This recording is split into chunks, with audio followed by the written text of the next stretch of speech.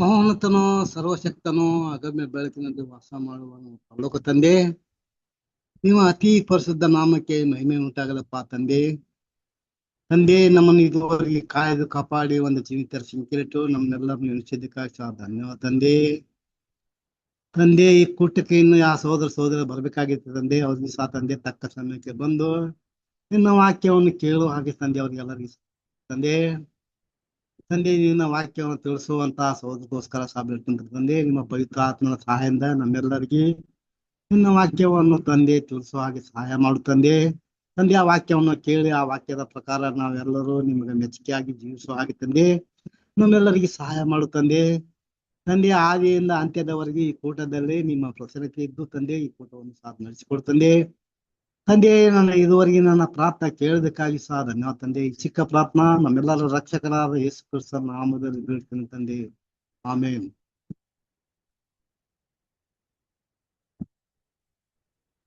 Amen. Thank you. ಕ್ರಿಸ್ತನಲ್ಲಿ ಪ್ರೀತಿಯ ಸಹೋದರ ಸಹೋದರಿಯರೇ, ನಿಮ್ಮೆಲ್ಲರಿಗೂ ತಂದೆಯಾದ ದೇವರಿಂದಲೂ ಕರ್ತನಾದ ಯೇಸು ಕ್ರಿಸ್ತನ ಮೂಲಕ ಕೃಪೆ ಶಾಂತಿ ಉಂಟಾಗಲಿ. ಪ್ರೀತಿಯ ಸಹೋದರ ಸಹೋದರಿಯರು, ನಾವು ಈಗ ತಾನೇ ನಿನ್ನೆ ದಿವಸ ಕನ್ವೆನ್ಷನ್ ಮುಗಿಸ್ಕೊಂಡು ಹಲವಾರು ಸಹೋದರ ಸಹೋದರಿ ನೋಡುವಂತ ಒಂದು ಅವಕಾಶ ಕೂಡ ಸಿಕ್ಕಿತ್ತು. ಹಾಗಾಗಿ ಸಹೋದರ ಸಹೋದರಿಯರು ಕೆಲವರನ್ನ ನಾವು ನೋಡಕ್ಕಾಗದೇ ಇದ್ರು, ನಿಮ್ಮ ಪರಿಸ್ಥಿತಿ, ಸಹೋದರ ಎಲ್ಲರ ಒಂದು ಪ್ರೀತಿ ಐಕ್ಯತೆ ತುಂಬಾ ಮುಖ್ಯವಾಗಿದೆ. ಹಾಗಾಗಿ ದೇವರ ಕೃಪೆ, ಈ ಕೂಡುವಿಕೆ ಅನ್ನೋದು ನಮ್ಗೆ ವಿಶೇಷವಾಗಿ ದೇವರಿಂದ ಅನುಗ್ರಹ ಮಾಡುವಂಥದ್ದು. ಈ ಆನ್ಲೈನ್ ಕೂಡುವಿಕೆ ಕೂಡ ನಮ್ಮ ಒಂದು ಪರಿಸ್ಥಿತಿನ ಅರ್ಥ ಮಾಡ್ಕೊಂಡಿರುವಂತ ದೇವರು ಈ ಒಂದು ಸಮಯದಲ್ಲಿ ನಮ್ಮನ್ನ ಈ ರೀತಿಯಾಗಿ ದೇವರ ವಾಕ್ಯವನ್ನು ಕೇಳುವಂತ ಒಂದು ಅವಕಾಶವನ್ನ ಮಾಡ್ಕೊಟ್ಟಿದ್ದಾರೆ. ಸೊ ನಿರಂತರವಾಗಿ ಇದರಲ್ಲಿ ನಾವು ಇರೋದಕ್ಕೆ ಪ್ರಯತ್ನ ಪಡೋಣ. ಯಾಕೆಂದ್ರೆ ಸರಿಯೇ, ಇವತ್ತಿನ ಒಂದು ಸನ್ನಿವೇಶ ತಗೊಳ್ಬೇಕಾದ್ರೆ ಹಲವಾರು ಸಹೋದರರು ಬೇರೆ ಬೇರೆ ರೀತಿಯಾದಂತ ಒಂದು ಪರಿಸ್ಥಿತಿಯಲ್ಲಿ ಇದ್ದಾರೆ. ಸೊ ಯಾವ ರೀತಿಯಲ್ಲಿ ಅಂದ್ರೆ, ಅವರ ಒಂದು ಜೀವನದ ಹಲವಾರು ಸಮಯಗಳು ವಿಭಿನ್ನವಾದಂತ ಅನಾರೋಗ್ಯ ಪರಿಸ್ಥಿತಿ ಇರ್ಬೋದು, ಇಲ್ಲವೇ ಬೇರೆ ಕೆಲವೊಂದು ಸನ್ನಿವೇಶಗಳು ಇರ್ಬೋದು. ನಮ್ಮನ್ನ ಆತ್ಮೀಕ ವಿಷಯದಲ್ಲಿ ನಾವು ನಿರಾಶರಾಗದೆ ನಮ್ಮನ್ನ ಪ್ರೋತ್ಸಾಹ ಮಾಡೋದಕ್ಕೆ ಇದೆಲ್ಲ ದೇವ್ರು ನಮ್ಗೆ ಕೊಡುವಂತ ಒಂದು ಪಾಠಗಳು. ನಾವ್ ಅದನ್ನ ಮೈಂಡ್ ಇಟ್ಕೊಬೇಕು. ದೇವ್ರು ನಮ್ಗೆ ಯಾವ ಉದ್ದೇಶಕ್ಕೋಸ್ಕರ ಇದನ್ನೆಲ್ಲ ಕೊಡ್ತಾ ಇದಾರೆ ಅಂತ ನಾವು ತಿಳ್ಕೊಬೇಕು. ಹಾಗಾಗಿ ನಾವು ರೋಮಪುರದವರಿಗೆ ಬರೆದಂತ ಒಂದು ಪತ್ರಿಕೆಯನ್ನ ನಾವು ನೋಡ್ತಾ ಇದ್ವಿ. ಅದರ ಮುಂದುವರೆದಂತ ಭಾಗವನ್ನ ಇವತ್ತು ನಾವು ನೋಡಕ್ಕೆ ಹೋಗ್ತಾ ಇದ್ವಿ. ಸೊ ಎಷ್ಟನೇ ಭಾಗವನ್ನ ನೋಡ್ಬೇಕಾಗಿದೆ, ಎಷ್ಟನೇ ಯಾವ ಅಧ್ಯಾಯದಲ್ಲಿ ಯಾವ ವಾಕ್ಯದಲ್ಲಿ ಇದೀವಿ?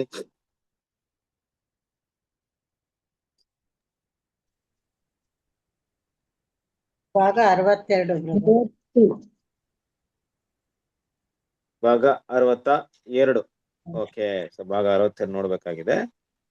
ಅಧ್ಯಾಯ ಯಾವುದು? 8:6 ಆಗಿದೆ. 8:6 ಆಗಿದೆಯಾ? ಓಕೆ, ಮುಂದಿರಂತ ಭಾಗವನ್ನ ನಾವು ನೋಡಬಹುದು.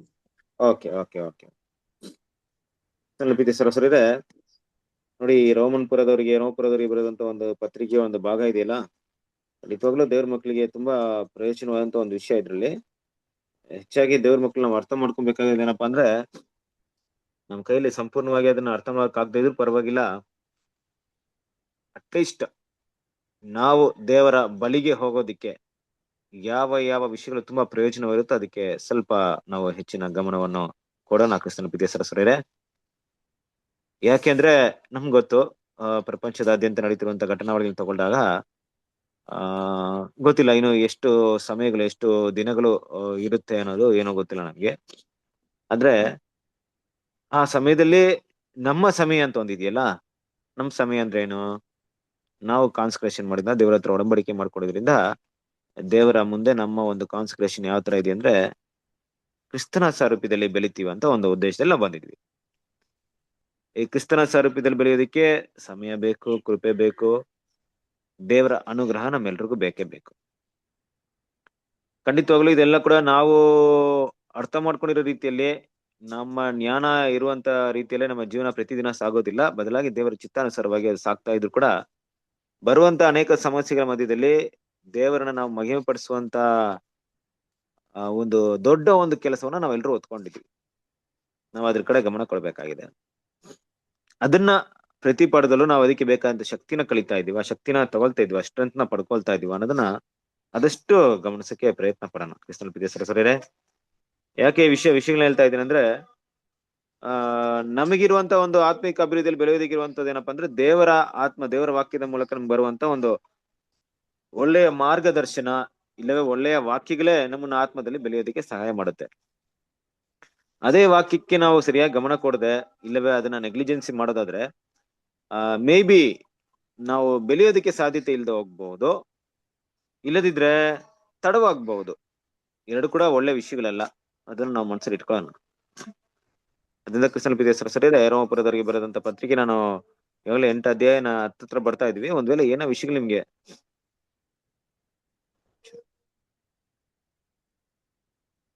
ಏನಾದ್ರು ಕಷ್ಟವಾಯ್ತು ಅಂದ್ರೆ ದಯವಿಟ್ಟು ಏನ್ ಮಾಡ್ರಿ, ಅದನ್ನ ಕೇಳ್ರಿ. ನಿಮ್ಗೆ ಸಹೋದರ ಸಹೋದರಿರೋ, ನೀವು ಈ ಟಾಪಿಕ್ ನಮ್ಗೆ ಅರ್ಥವಾಗಿಲ್ಲ, ಇದ್ರ ಬಗ್ಗೆ ನಮ್ಗೆ ಸ್ಪಷ್ಟವಾಗಿ ಹೇಳ್ರಿ ಅಂತ ಏನ್ ಮಾಡ್ರಿ, ಕೇಳ್ರಿ. ಓಕೆನಾ? ಖಂಡಿತವಾಗ್ಲೂ ನಾವ್ ಏನ್ ಮಾಡ್ತೀವಿ ಅಂದ್ರೆ ಆ ವಿಷಯಗಳನ್ನ ನಿಮ್ಗೆ ತಿಳಿಸ್ಕೊಡಕ್ಕೆ ಸಹೋದರಿ ಯಾವಾಗ್ಲೂ ನಾವು ಸಿದ್ಧವಾಗಿದ್ದೀವಿ. ನಾವಿರೋದು ಅದಕ್ಕೋಸ್ಕರ ಅಲ್ವಾ? ಓಕೆನಾ?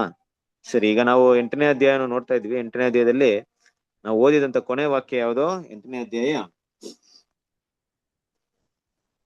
ಓದ್ರಿ, 6ನೇ ವಾಕ್ಯ ಓದ್ರಿ. 8:6. ಶರೀರ ಭಾವದವುಗಳ ಮೇಲೆ ಮನಸ್ಸಿಡುವುದು ಮರಣ, ಪವಿತ್ರಾತ್ಮಗಳ ಮೇಲೆ ಮನಸ್ಸಿಡುವುದು ಜೀವವೂ ಮನಃಶಾಂತಿಯೂ ಆಗಿದೆ. ಅಲ್ವರ ಲಾಸ್ಟ್ ಟೈಮ್ ಇದ್ರ ಬಗ್ಗೆ ನಾವು ಆದಷ್ಟು ಸಂಕ್ಷಿಪ್ತವಾಗಿ ನೋಡಕ್ಕೆ ಸ್ಟಡಿ ಮಾಡಕ್ಕೆ ನಾವು ಪ್ರಯತ್ನ ಪಟ್ವಿ. ಶರೀರ ಭಾವದ ಮೇಲೆ ಮನಸ್ಸಿಡುವುದು ಮರಣ ಅಲ್ವಾ? ಸೊ ಪರಲೋಕದ ಮೇಲೆ ಅಂದ್ರೆ ಆತ್ಮಿಕ ವಿಷಯಗಳ ಮನಸ್ಸಿಡುವುದು ಜೀವವು ಸಮಾಧಾನವೂ ಆಗಿದೆ. ಎರಡು ವಿಷಯ ನೋಡ್ತೀವಿ. ಅದನ್ನ ಒಂದು ಶಾರ್ಟ್ ಸಮರಿ ನೋಡ್ಬೇಡ. ಮುಖ್ಯವಾಗಿ ನೋಡ್ಬೇಕಾದ್ರೆ ಕ್ರಿಸ್ತನ ಪಿತೇಶ್ವರ ಸರಿಯಾರೆ ಶರೀರ ಭಾವದ ಮೇಲೆ ಮನಸ್ಸಿಡುವುದು ಮರಣ ಅಂತ ಹೇಳಿದಾಗ ಖಂಡಿತವಾಗ್ಲೂ ಈ ಲೋಕದ ಯಾವುದೇ ವಿಷಯಗಳು ನಮ್ಮನ್ನ ಮರಣದ ಕಡೆಗೆ ನಡೆಸುತ್ತೆ ಅನ್ನೋದ್ರಲ್ಲಿ ಯಾವುದೇ ಸಂದೇಹವಿಲ್ಲ. ಆದ್ರೆ ಪವಿತ್ರಾತ್ಮ ಅನ್ನೋದು ಅಂತ ಹೇಳಿದಾಗ, ಪವಿತ್ರಾತ್ಮ ಅಂದಾಗ ಏನಪ್ಪಾ ಅಂದ್ರೆ ದೇವರ ವಿಷಯಗಳಿರ್ಬೋದು, ಪರಲೋಕ ಸಂಬಂಧಪಟ್ಟಂತ ವಿಷಯಗಳಿರ್ಬೋದು, ಅದ್ರ ಕಡೆಗೆ ನಾವು ಕೆಲವಂತ ಪಾಠ ಇರ್ಬೋದು, ಅದ್ರಲ್ಲಿ ನಡಿಬೇಕಂತ ಮನಸ್ಸಿರ್ಬೋದು, ಎಲ್ಲ ಕೂಡ ನಮ್ಮನ್ನ ಜೀವದ ಕಡೆಗೆ, ಜೀವ ಅಂದ್ರೆ ನಾವು ಇಲ್ಲಿ ನೋಡ್ತಿರುವಂತ ಜೀವ ಅಮರತ್ವವುಳ್ಳ ಜೀವ, ಅದ್ರ ಕಡೆಗೆ ನಡೆಸುತ್ತೆ. ಅದು ಮಾತ್ರವಲ್ಲ, ಕ್ರಿಸ್ತನ ಪಿತೇಶ್ವರ ಸರಿ ಮನಃಶಾಂತಿ ಅಂತ ವಿಷಯಗಳು ಕೂಡ ನಾವು ನೋಡಿದ್ವಿ. ಮನಃಶಾಂತಿಯನ್ನು ನೋಡಿದಾಗ ಯಾರು ಈ ರೀತಿ ನಡೀಕ ಪ್ರಯತ್ನ ಪಡ್ತಾರೋ ಖಂಡಿತವಾಗ್ಲೂ ಈ ಒಂದು ಲೋಕದಲ್ಲಿ ಈ ಮನಃಶಾಂತಿ ಎಲ್ಲಿ ಸಿಗುತ್ತೆ ನಮ್ಗೆ? ಈ ಓಟವನ್ನು ಓಡಿ ಮುಗಿಸಿದ ಮೇಲೆ ಸಿಗುತ್ತೆ ಅನ್ನೋದಲ್ಲ. ಮನಃಶಾಂತಿಯನ್ನ ದೇವ್ರು ಈಗ್ಲೇ ಕೊಡ್ತಾರೆ. ಈಗ್ಲೇ ಅದನ್ನ ನಾವು ಪಡ್ಕೊಳ್ತೀವಿ. ದೇವರಿಂದ ಸಿಗುವಂತ ಒಂದು ದೊಡ್ಡ ಒಂದು ಇದಂತ ಹೇಳ್ಬೋದು. ಅಂದ್ರೆ ಒಂದು ಯಾವ ರೀತಿ ಅಂದ್ರೆ ದೇವ್ರು ಕೊಡುವಂತ ಒಂದು, ದೇವ್ರ ಮಕ್ಳಿಗೋಸ್ಕರ ಇಟ್ಟುವಂತ ಒಂದು ದೊಡ್ಡ ಶ್ರೇಷ್ಠವಾದಂತ ಒಂದು ಆಶೀರ್ವಾದ ಅಂತ ಹೇಳ್ಬೋದು ಮನಃಶಾಂತಿ. ಈ ಮನಃಶಾಂತಿ ಅಂತ ಹೇಳಿದಾಗ ಚಿಕ್ಕ ವಯಸ್ಸಲ್ಲಿ ನಾವೆಲ್ಲ ಕೇಳಿದಾಗ ಮನಃಶಾಂತಿ ಅಂತ ಮಾತಾಡ್ತಿದ್ರು. ಅದು ಬರೀ ಬಾಯಿ ಮಾತಲ್ಲಿ ಕೇಳಿದಾಗ ಅದನ್ನ ಫೀಲ್ ಮಾಡಕ್ ಆಗ್ತಾ ಇರ್ಲಿಲ್ಲ. ಏನೋ ಹೇಳ್ತಾ ಇದಾರಪ್ಪ, ಅದು ಯಾವ ತರ ಇರುತ್ತಂತ ಗೊತ್ತಿಲ್ಲ, ಹೆಂಗಿರುತ್ತಂತ ಗೊತ್ತಿಲ್ಲ. ಆದ್ರೆ ಕ್ರಿಸ್ತನ ಪಿತೇಶ್ವರ ಸರಿ ದೇವ್ರಿಗೋಸ್ಕರ ನೀವು ಬಲಿಯ ತ್ಯಾಗವನ್ನ ಮಾಡಿ, ಈ ಲೋಕದ ವಿಷಯದಲ್ಲಿ ನಿಮ್ಮನ್ನ ಸಪರೇಷನ್ ಮಾಡಿ ದೇವ್ರಿಗೋಸ್ಕರ ನೀವು ನಿಮ್ಮನ್ನ ಅರ್ಪಣೆ ಮಾಡಿದಾಗ ಅಲ್ಲಿರುವಂತ ಬರುವಂತ ಕಷ್ಟಗಳನ್ನ ಅನುಸರಿಸ್ಕೊಂಡು ಕ್ರಿಸ್ತನಿಗೋಸ್ಕರ ತಂದೆ ದೇವ್ರಿಗೋಸ್ಕರ ಅದನ್ನ ಅನುಭವಿಸ್ಕೊಂಡು ಮುಂದುವರಿತಾ ಇರ್ಬೇಕಾದ್ರೆ ಆ ಒಂದು ಸನ್ನಿವೇಶ ನಮ್ಮ ಮನಸ್ಸಿನಲ್ಲಿ ಒಂದು ಸಂತೃಪ್ತಿ ಭಾವನೆ ಇರುತ್ತೆ, ಒಂದು ಸಂತೋಷ ತುಂಬಿಕೊಂಡಿರುತ್ತೆ. ದೇವ್ರಿಗೋಸ್ಕರ ಮಾಡಿದ್ವಿ, ದೇವ್ರಿಗೋಸ್ಕರ ತ್ಯಾಗ ಮಾಡಿದ್ವಿ, ದೇವ್ರಿಗೋಸ್ಕರ ಬದುಕಕ್ಕೆ ದೇವ್ರ ಅವಕಾಶ ಕೊಟ್ರು, ಈ ಒಂದು ಸಮಸ್ಯೆಯನ್ನ ಜಯಿಸಕ್ಕೆ ದೇವ್ರ ಬಲ ಕೊಟ್ರು, ನಾನು ಹೇಗೂ ಇದ್ರಲ್ಲಿ ಬಿದ್ದೋಗ್ದೆ ಜಯಿಸ್ ಬಂದಿದ್ದೀನಿ, ನಾನು ಶರೀರ ಭಾವದಲ್ಲಿ ಬೀಳ್ದೆ ನಾನು ಬಂದಿದ್ದೀನಿ ಅನ್ನೋಂತ ಒಂದು ಸಂತೃಪ್ತಿ ಸಿಗುತ್ತೆ. ಅದು ಮಾತಿನಲ್ಲಿ ವರ್ಣನೆ ಮಾಡಕ್ಕೆ ಆಗ್ತಾ ಇಲ್ಲ, ಆಗೋದು ಇಲ್ಲ. ಮನಃಶಾಂತಿ ಹಿಂಗೆ ಇರುತ್ತೆ ಹಂಗೆ ಇರುತ್ತೆ ಅಂದ್ಬಿಟ್ಟು ಪ್ರತಿಯೊಬ್ಬರು ಕೂಡ ಅದನ್ನ ಅನುಭವಿಸಿದ್ರೆ ಮಾತ್ರ ಸಿಗುತ್ತೆ. ಆ ಆಶೀರ್ವಾದ ಇದೆಯಲ್ಲ, ಆ ಬ್ಲೆಸ್ಸಿಂಗ್ ಎಷ್ಟು ದೊಡ್ಡ ಬ್ಲೆಸ್ಸಿಂಗ್ ಅಂದ್ರೆ ಈ ಪ್ರಪಂಚದಲ್ಲಿ ಹುಟ್ಟಿದಂತ ಪ್ರತಿಯೊಂದು ಜನರು ಅದನ್ನೇ ಹುಡುಕ್ತಾ ಇರ್ತಾರೆ, ಮನಃಶಾಂತಿ ಹೊಂದ್ಬೇಕಂತ.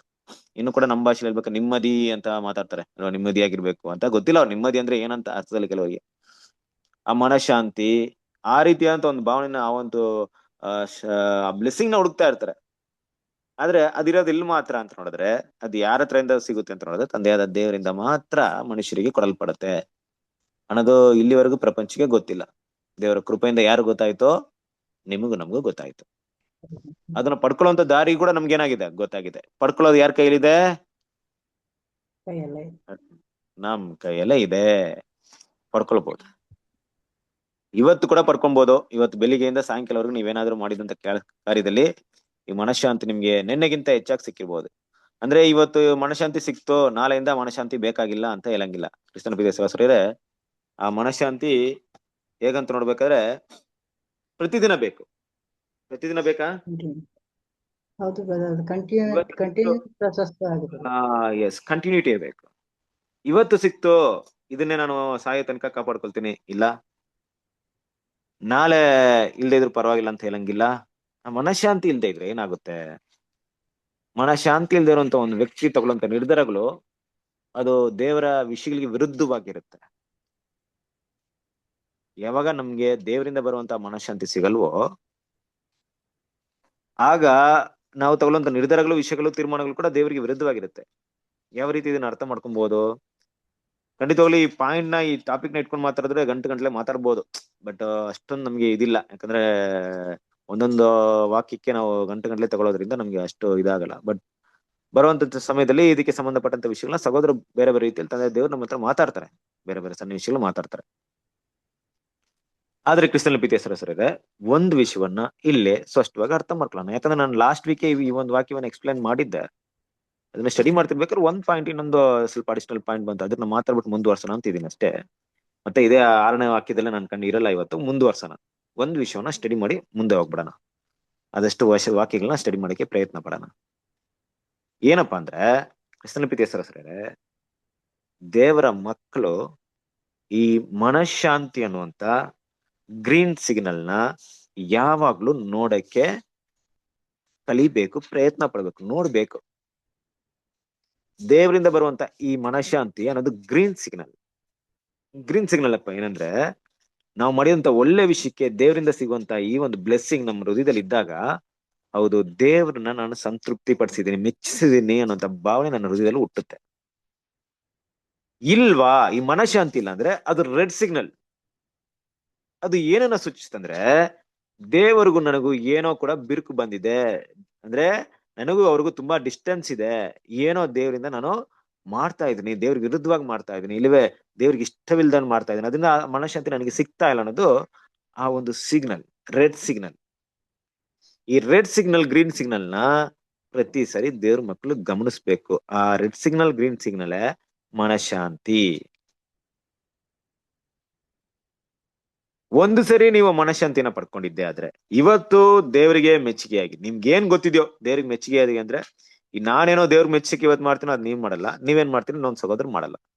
ನಿಮಗೆ ದೇವ್ರು ಇವತ್ತು ಏನ್ ತಿಳಿಸಲ್ಪಟ್ಟಿದಾರೋ ಆ ವಿಷಯಗಳಲ್ಲಿ ನೀವೇನಾದ್ರೂ ಪ್ರಾಮಾಣಿಕವಾಗಿ ಜೀವಿಸಿದ್ದೆ ಆದ್ರೆ, ದೇವರಲ್ಲಿದಂತ ವಾಕ್ಯಾನುಗುಣವಾಗಿ ನಿಮ್ಮ ಜೀವನದಲ್ಲಿ ಇವತ್ತು ನಡೆದಂತ ಘಟನಾವಳಿಗಳಲ್ಲಿ ಯಾವ ಗುಣಗಳನ್ನ ನಾನು ಪ್ರೊಕ್ಲೈಮ್ ಮಾಡ್ಬೇಕಾಯ್ತು, ಅದನ್ನ ಹೇಗೆ, ಯಾವ ಗುಣಗಳನ್ನ ನಾನು ಮುಂದೆ ತಂದು ಇಡ್ಬೇಕಾಯ್ತು, ಯಾವ ಗುಣಗಳನ್ನ ತೋರ್ಸ್ಬೇಕಾಯ್ತು ಅಂತ ವಿಷಯವನ್ನು ಮನಸ್ಸಲ್ಲಿ ಇಟ್ಕೊಂಡು ತೋರ್ಸಿದ್ದ ಆದ್ರೆ ಆ ಮನಃಶಾಂತಿ ನಿಮ್ಮಲ್ಲಿ ನೆಲೆಗೊಂಡಿರುತ್ತೆ. ಫಾರ್ ಎಕ್ಸಾಂಪಲ್, ಇವತ್ತು ನೀವೇನು ಪ್ಲಾನ್ ಮಾಡಿರಲ್ಲ, ಬೆಳಿಗ್ಗೆ ಎದ್ದಿದ್ರಿ, ನಿಮ್ಗೆ ಯಾರಿಗೂ ಆಗಿರಲ್ಲ, ಒಂದು ಉದಾಹರಣೆ ಹೇಳ್ತೀನಿ, ಯಾರಿಗೂ ಆಗಿರುವಂತ ವಿಷಯನ ಮನಸ್ಸಲ್ಲಿ ಇಟ್ಕೊಂಡು ದಿಢೀರಂತ ಇವತ್ತು ನೀವು ಪ್ರಾರ್ಥನೆ ಮಾಡಿ ಎದ್ದಿದ್ದೀರಾ, ಬೈಬಲ್ ಕೂಡ ರೀಡಿಂಗ್ ಮಾಡಿ ಇರ್ತೀರಾ, ಒಳ್ಳೆ ಮನೋಭಾವನೆಯಲ್ಲಿ ಫ್ರೆಶ್ ಮೈಂಡ್ ಅಲ್ಲಿ ಇರ್ತೀರಾ, ದೇವ್ರಿಗೋಸ್ಕರ ನಾವು ಇವತ್ತು ಒಳ್ಳೆ ಕೆಲಸ ಮಾಡ್ಬೇಕಂತ ಭಾವನೆಯಲ್ಲಿ ಇರ್ತೀರಾ. ಎಲ್ಲೋ ಈಚೆ ಹೋಗಿದ್ದೀರಾ, ಏನೋ ಮಾತುಕತೆಯಲ್ಲಿ ಏನೋ ಒಂದು ವಿಷಯ ನಡೆದಿರುತ್ತೆ, ಆ ಟೈಮ್ ನಿಮ್ಮನ್ನ ಸಿಟ್ಟಿಗೆ ಎಬ್ಸಿರುತ್ತೆ, ನೀವು ಕೋಪ ಪಟ್ಟಿರ್ತೀರಾ, ಕೋಪ ಪಟ್ಟು ಮಾತಾಡುವಂತ ಸನ್ನಿವೇಶ ಕೂಡ ಬಂದಿರುತ್ತೆ. ನೀವು ಅದನ್ನ ಕಂಟ್ರೋಲ್ ಮಾಡಿದ್ರು ಆ ಸನ್ನಿವೇಶ ನಿಮ್ಮನ್ನ ಕೋಪ ಪಡೋಷ್ಟು ಮಟ್ಟಕ್ಕೆ ಕರ್ಕೊಂಡು ಹೋಗಿರುತ್ತೆ. ಕೋಪ ಪಟ್ಬಿಟ್ರಿ, ತುಂಬಾ ಕೋಪ ಪಟ್ಟು ಒಂದ್ ವೇಳೆ ಏನೋ ಮಾತಾಡಿರ್ತೀರ, ಏನೋ ಹೇಳಿರ್ತೀರ, ಅದು ತುಂಬಾ ನಿಮ್ಮ ಮನಸ್ಸಿಗೆ ನೋಯಿಸುತ್ತೆ. ಈ ಕೋಪ ಎಲ್ಲ ನಿಂತೋದ್ಮೇಲೆ ನಿಮ್ ಮನಸ್ಸಲ್ಲಿ ಒಂಥರ ತೃಪ್ತಿ ಭಾವನೆ ಕಾಣಿಸ್ಕೊಳ್ಬಿಡುತ್ತೆ. ಈ ವಿಷಯ ಗಮನಿಸಿರ್ತೀರ ನೀವು, ಛೇ ನಾನು ಯಾಕೆ ಕೋಪ ಪಟ್ಟೆ, ನನಗ್ ಮಾಡ್ಬಾರ್ದಾಯ್ತು. ಇಂತಹ ಭಾವನೆಗಳು, ಇಂತಹ ವಿಷಯಗಳನ್ನ ದೇವ್ರ ಮಕ್ಳು ಗಮನಿಸ್ಬೇಕು. ಇದೆಲ್ಲ ರೆಡ್ ಸಿಗ್ನಲ್. ಈ ರೆಡ್ ಸಿಗ್ನಲ್ ಏನ್ ಹೇಳುತ್ತಂದ್ರೆ, ಮುಂದೆ ದೇವರಿಂದ ಬರುವಂತ ಮನಃಶಾಂತಿ ಪಡ್ಕೊಳ್ಳಕ್ಕೆ ಪ್ರಯತ್ನ ಪಡುವಂತ ವಿಷಯವನ್ನ ಹೇಳುತ್ತೆ. ನೋಡು, ಈ ರೀತಿ ಮಾಡಿದ್ಯಾ, ದಯವಿಟ್ಟು ನೆಕ್ಸ್ಟ್ ಟೈಮ್ ಇದನ್ನ ಮಾಡ್ಬೇಡ, ಇಲ್ವೇ ಇದನ್ನ ಸರಿಪಡಿಸ್ಕೋ, ಇಲ್ಲ ತಿತ್ಕೋ, ದೇವರ ಕೃಪಾಸನದ ಮುಂದೆ ಹೋಗೋ, ದೇವರ ಹತ್ರ ಪ್ರಾರ್ಥನೆ ಮಾಡೋ, ನಿನ್ನನ್ನ ಸರಿಪಡಿಸ್ಕೋ ಅಂತ ಈ ಹೃದಯದ ಈ ಆಲೋಚನೆಗಳು, ನಮ್ಮ ಭಾವನೆಗಳು ಈ ರೀತಿ ನಮ್ಮಲ್ಲಿ ಮಾತಾಡ್ತಾನೆ ಇರುತ್ತೆ. ನಾವು ಅದನ್ನೇನಾದ್ರೂ ಅಲ್ಲೆಗೆಳೆದು ಹೋಗ್ಬಿಟ್ರೆ, ಬೇಡ ಅಂತ ಹೇಳಿದ್ರೆ, ಆ ಮಾತಿಗೆ ಕಿವಿಗೊಡ್ದು ಹೋದ್ರೆ ಏನಪ್ಪಾ ಅರ್ಥ ಅಂದ್ರೆ, ಏನ್ ಅರ್ಥ ಗೊತ್ತಾ? ಮನಃಶಾಂತಿ ಅನ್ನೋದು ಈ ರೀತಿ ನನ್ನ ಹತ್ರ ನೀನ್ ಮಾತಾಡೋ ರೀತಿಯಲ್ಲಿ ಸಿಗಲ್ಲ, ನಾನ್ ಬೇರೆ ರೀತಿ ಅದನ್ನ ಪಡ್ಕೊಳ್ತೀನಿ ಅಂತ ದೇವರ ಆಲೋಚನೆಗಳನ್ನೇ ನಾವು ತೆಗೆದಿಟ್ಟು ಹೋಗುವಂತ ಒಂದು ವಿಷಯ ಬಂದ್ಬಿಡುತ್ತೆ. ಈಗ ನಾವೇನ್ ಮಾಡ್ತೀವಿ ಅಂದ್ರೆ, ಬೇರೆ ದಾರಿಯಿಂದ ಈ ಮನಃಶಾಂತಿನ ಪಡ್ಕೊಳ್ಳಕ್ಕೆ ಪ್ರಯತ್ನ ಪಡ್ತೀವಿ. ಇವತ್ತು ನಿಮ್ಗೆ ಪ್ರಪಂಚದಲ್ಲಿರೋ ಜನ ಹೆಂಗ್ ಪಡ್ಕೊಳ್ತಾರ ಅಂದ್ಬಿಟ್ಟು, ಪ್ರಪಂಚದಲ್ಲಿರೋ ಜನ ಏನ್ ಮಾಡ್ತಾರ ಗೊತ್ತಾ ಕ್ರಿಸ್ತನ ಪ್ರೀತಿಯ ಸರಸರೇ, ಈ ತರ ಏನಾದ್ರು ಮೈಂಡ್ ಟೆನ್ಷನ್ ಆಗ್ಬಿಟ್ರೆ ಬಾರ್ಗ್ ಹೋಗಿ ಕುಡ್ದು ಬಿಡ್ತಾರೆ. ಯಾಕೆ? ಯಾಕಂದ್ರೆ ಮನಸ್ಸಿನ ಪ್ರಕಾರ ಮನಃಶಾಂತಿ ಅಲ್ಲಿ ಸಿಗುತ್ತೆ ಅಂತ ಭಾವನೆ ಇತ್ತು. ಇಲ್ಲ ಬೇರೆ ಏನೇನೋ ಒಂದು ವಿಷಯ ಏನೇನ್ ಮಾಡ್ತಾರೆ, ಅಕ್ಯುಪಿ ಆಗ್ಬಿಡ್ತಾರೆ, ಆ ಮೈಂಡ್ ಅಲ್ಲಿಂದ ಸಪರೇಟ್ ಮಾಡ್ತಾರೆ, ಡೈವರ್ಟ್ ಮಾಡ್ತಾರೆ. ಈ ಮನಸ್ಸು ಇಲ್ಲಿರೋದ್ ಬೇಡ, ಇಲ್ಲಿಂದ ನಾವು ಬೇರೆ ಕೆಲಸ ಮಾಡೋಣ. ಲೋಕದಲ್ಲಿ ಈ ಕೆಟ್ಟವನ್ನು ಕೂಡ ನೋಡು, ಕೆಟ್ಟ ಕೆಲಸಗಳನ್ನ ಮಾಡಿ ಬಂದ್ಬಿಟ್ಟು ಅವ್ರು ಏನ್ ಮಾಡ್ತಾರೆ ಅಂದ್ರೆ, ಕೆಟ್ಟ ಕೆಲ್ಸನ ಮಾಡಿದೀವಿ ಅಂದ್ಬಿಟ್ಟು ಮನೋಭಾವನೆ ಇರಲ್ಲ ಅವ್ರಿಗೆ, ಅಯ್ಯೋ ನಾನು ಈ ರೀತಿ ಮಾಡ್ಬಿಟ್ನಲ್ಲ ಅಂದ್ಬಿಟ್ಟು. ಬದಲಾಗಿ ಅದನ್ನ ಮರಿಬೇಕಂತಾನೆ ಪ್ರಯತ್ನ ಪಡ್ತಾರೆ. ನೋಡ್ಬೋದು ಪ್ರಪಂಚದಲ್ಲಿ ಕಳ್ತನ ಮಾಡಿರೋರು ಇರ್ಬೋದು, ಕೊಲೆ ಮಾಡಿರೋರು ಇರ್ಬೋದು. ತುಂಬಾ ದಿನಗಳ ತನಕ ಅವರು ಕೊಲೆ ಮಾಡಿರೋಂತ ಗೊತ್ತಾಗೋದಿಲ್ಲ ಜನರಿಗೆ, ಕಳ್ತನ ಮಾಡಿರೋಂತ ಗೊತ್ತಾಗೋದೇ ಇಲ್ಲ, ಹಾಗೆ ಓಡಾಡ್ತಾ ಇರ್ತಾರೆ. ಅದಾದ್ಮೇಲೆ ಕಂಡಿದ್ಮೇಲೆ ಗೊತ್ತಾಗುತ್ತೆ ಇಂಥವ್ರು ಅಂತ. ಅಂದ್ರೆ ಅಲ್ಲಿವರೆಗೂ ಅವ್ರು ಏನ್ ಮಾಡ್ತಾ ಇದ್ರು, ಅಲ್ಲಿವರೆಗೂ ಅವ್ರು ಮಾಡಿದಂತ ತಪ್ಪನ್ನ ಬದಲಾವಣೆ ಮಾಡ್ಕೊಳಕ್ಕೆ ಯೋಚನೆ ಮಾಡ್ತಿಲ್ಲ, ಬದಲಾಗಿ ಅದನ್ನ ಮರೆತು ಬೇರೆ ಕಡೆ ಮೈಂಡ್ ಡೈವರ್ಟ್ ಮಾಡಿ ಅಲ್ಲಿಂದ ಮನ ನೆಮ್ಮದಿಯಾಗಿ ಮನಶಾಂತಿಯಾಗಿರಕ್ಕೆ ಪ್ರಯತ್ನ ಪಟ್ಟಿರ್ತಾರೆ. ದೇವರ ಮಕ್ಕಳ ವಿಷಯದಲ್ಲಿ ಇದೆಲ್ಲ ತುಂಬಾ ಡೇಂಜರ್. ಅಂದ್ರೆ ನಾವು ಏನೋ ಒಂದು ಮಿಸ್ಟೇಕ್ ಮಾಡಿದಾಗ, ಒಂದ್ ರೆಡ್ ಸಿಗ್ನಲ್ ನಮ್ಮ ಮೈಂಡ್ ಬಂದಾಗ ಅದನ್ನ ಚೇಂಜ್ ಮಾಡ್ಕೊಳಕ್ಕೆ ದೇವರ ವಾಕ್ಯವೇ ದಾರಿಯಾಗಿರ್ಬೇಕು, ದೇವರ ಕೃಪಾಸನದ ಮುಂದೆ ಹೋಗ್ಲೇಬೇಕು. ಇದನ್ನ ಬಿಟ್ಟು ಬೇರೆ ಮಾರ್ಗವನ್ನ ಯಾವಾಗ್ಲೂ ಕೂಡ ಹುಡುಕ್ಬಾರ್ದು. ಅದು ನಮ್ಮನ್ನ ತಪ್ಪಾದ ದಾರಿಗೆ ಕರ್ಕೊಂಡು ಹೋಗ್ಬಿಡುತ್ತೆ. ದೇವರಿಗೆ ನಾವು ಒಂದ್ ವೇಳೆ ಕೋಪವನ್ನು ವಿಸ್ತಾರಾಗಿರ್ತೀವಿ, ದೇವರನ್ನ ಮೆಚ್ಚಕ್ ಸಾಧ್ಯತೆನೇ ಇಲ್ಲ. ಈ ಮನಃಶಾಂತಿ ಅನ್ನುವಂತ ಗ್ರೀನ್ ಸಿಗ್ನಲ್ ಅಂದ್ರೆ ನನ್ನ ಹೃದಯದಲ್ಲಿ ಈ ಮನಃಶಾಂತಿ ತುಂಬಿರ್ಬೇಕು ಅನ್ನೋದು ಯಾವಾಗ್ಲೂ ಬಯಸ್ಬೇಕು. ಪರವಾಗಿಲ್ಲ, ಒಂದ್ ಸಹೋದರಿ ಯಾರೋ ನಮ್ಮನ್ನ ಬೈದ್ರು, ಸರಿಯಾಗಿ ಬೈದ್ಬಿಟ್ರು ಅಂತ ಇಟ್ಕೊಳ್ಳಿ, ಬದಲಾಗಿ ನಾವೇನು ಬೈದಿಲ್ಲ ಅಂದಾಗ ಕೂಡ ನಮ್ಮ ಮನಃಶಾಂತಿ ನಮ್ಮಲ್ಲೇ ಇರುತ್ತೆ. ಸಹೋದರನ ತುಂಬಾ ನೋಯಿಸಿದ್ರು, ಒಳ್ಳೇದಾಯ್ತು, ನಾನಂತೂ ಏನು ಮಾತಾಡಿಲ್ಲ, ಅವ್ರನ್ನೇನು ನೋಯಿಸಿಲ್ಲಪ್ಪ, ನನ್ನ ನೋಯಿಸದೇ ಇರೋದ್ರಿಂದ ನನಗೇನಾಗಿಲ್ಲ. ಆದ್ರೆ ನಾನು ಪ್ರತಿಯಾಗಿ ಮಾತಾಡ್ಬಿಟ್ಟಿದ್ರೆ ಏನಾಗ್ತಿತ್ತು, ನಾನು ಈ ತರ ಮಾತಾಡ್ಬಿಟ್ನಲ್ಲ ಅಂತ ಪೇಯ್ನ್ ಅಲ್ಲಿ ಇರ್ತಿತ್ತು. ನಾನು ಹೇಳ್ತಿರೋ ನಿಮ್ಗೆ ಅರ್ಥ ಆಗ್ತಿದೆ ಸಹೋದರ ಸೂರ್ಯರೇ? ಅರ್ಥ ಆಗ್ತಿದ್ಯಾ? ಓಕೆ, ಅಟೆನ್ಷನ್ ಇಲ್ಲೇ ಇರ್ಬೇಕಂತ ನಾನು ಕೇಳ್ತಿರೋದು ಅಷ್ಟೇ. ಯಾಕಂದ್ರೆ ಝೂಮ್ ಅಲ್ಲಿ ಇರ್ತೀರಾ, ಎಲ್ಲೆಲ್ಲಿ ಇರ್ತಿರೋ, ಏನೇನ್ ಇರ್ತೀರೋ, ನಿಮ್ಮ ಅಕ್ಕಪಕ್ಕದ ಏನ್ ಸನ್ನಿವೇಶ ಗೊತ್ತಿಲ್ಲ. ಯಾಕಂದ್ರೆ ಮುಖ್ಯವಾದ ವಿಷಯ ಬಂದಾಗ ಅದು ನಿಮ್ಗೆ ಮಿಸ್ ಆಗ್ಬಾರ್ದಂತ ಉದ್ದೇಶದಲ್ಲಿ ಈ ತರ ಕೇಳ್ತಾ ಇದ್ದಾರೆ ಅಷ್ಟೇ. ಹಾಗೆ ಕ್ರಿಸ್ತಲ್ ಪ್ರೀತಿ ಹೆಸರು ಸರಿಯರೆ, ಇದನ್ನ ನಾವು ಗಮನದಲ್ಲಿ ಇಟ್ಕೊಳ್ಳೋಣ. ನಮ್ಮ ಜೀವನದಲ್ಲಿ ಯಾರು ನಿಮ್ ಜೊತೆಗೆ ಇರ್ತಾರೋ ಇರಲ್ವೋ, ದೇವರೊಂದಿಗಿನ ನಿಮ್ಮ ಒಡನಾಟದಲ್ಲಿ ಈ ಗ್ರೀನ್ ಸಿಗ್ನಲ್ ಪ್ರತಿದಿನ ನನ್ನಲ್ಲಿ ಇದೆಯಾ? ಇದನ್ನ ಬಿಟ್ಟು ರೆಡ್ ಸಿಗ್ನಲ್ ಬಂದ ತಕ್ಷಣ ಇಮ್ಮಿಡಿಯೇಟ್ ಆಗಿ ಗ್ರೀನ್ ಸಿಗ್ನಲ್ ಕಡೆ ನಾನು ಹೋಗ್ತಾ ಇದ್ದೀನಾ? ಹಾಗಂತ ಯಾವಾಗ್ಲೂ ಗ್ರೀನ್ ಸಿಗ್ನಲ್ ಇರುತ್ತಂತಲ್ಲ, ಕಲ್ಕೊಳ್ಳೋ ಸನ್ನಿವೇಶ ಬರುತ್ತೆ. ಮನಃಶಾಂತಿನ ಎಲ್ಲೋ ಕಲ್ಕೊಳ್ತೀವಿ.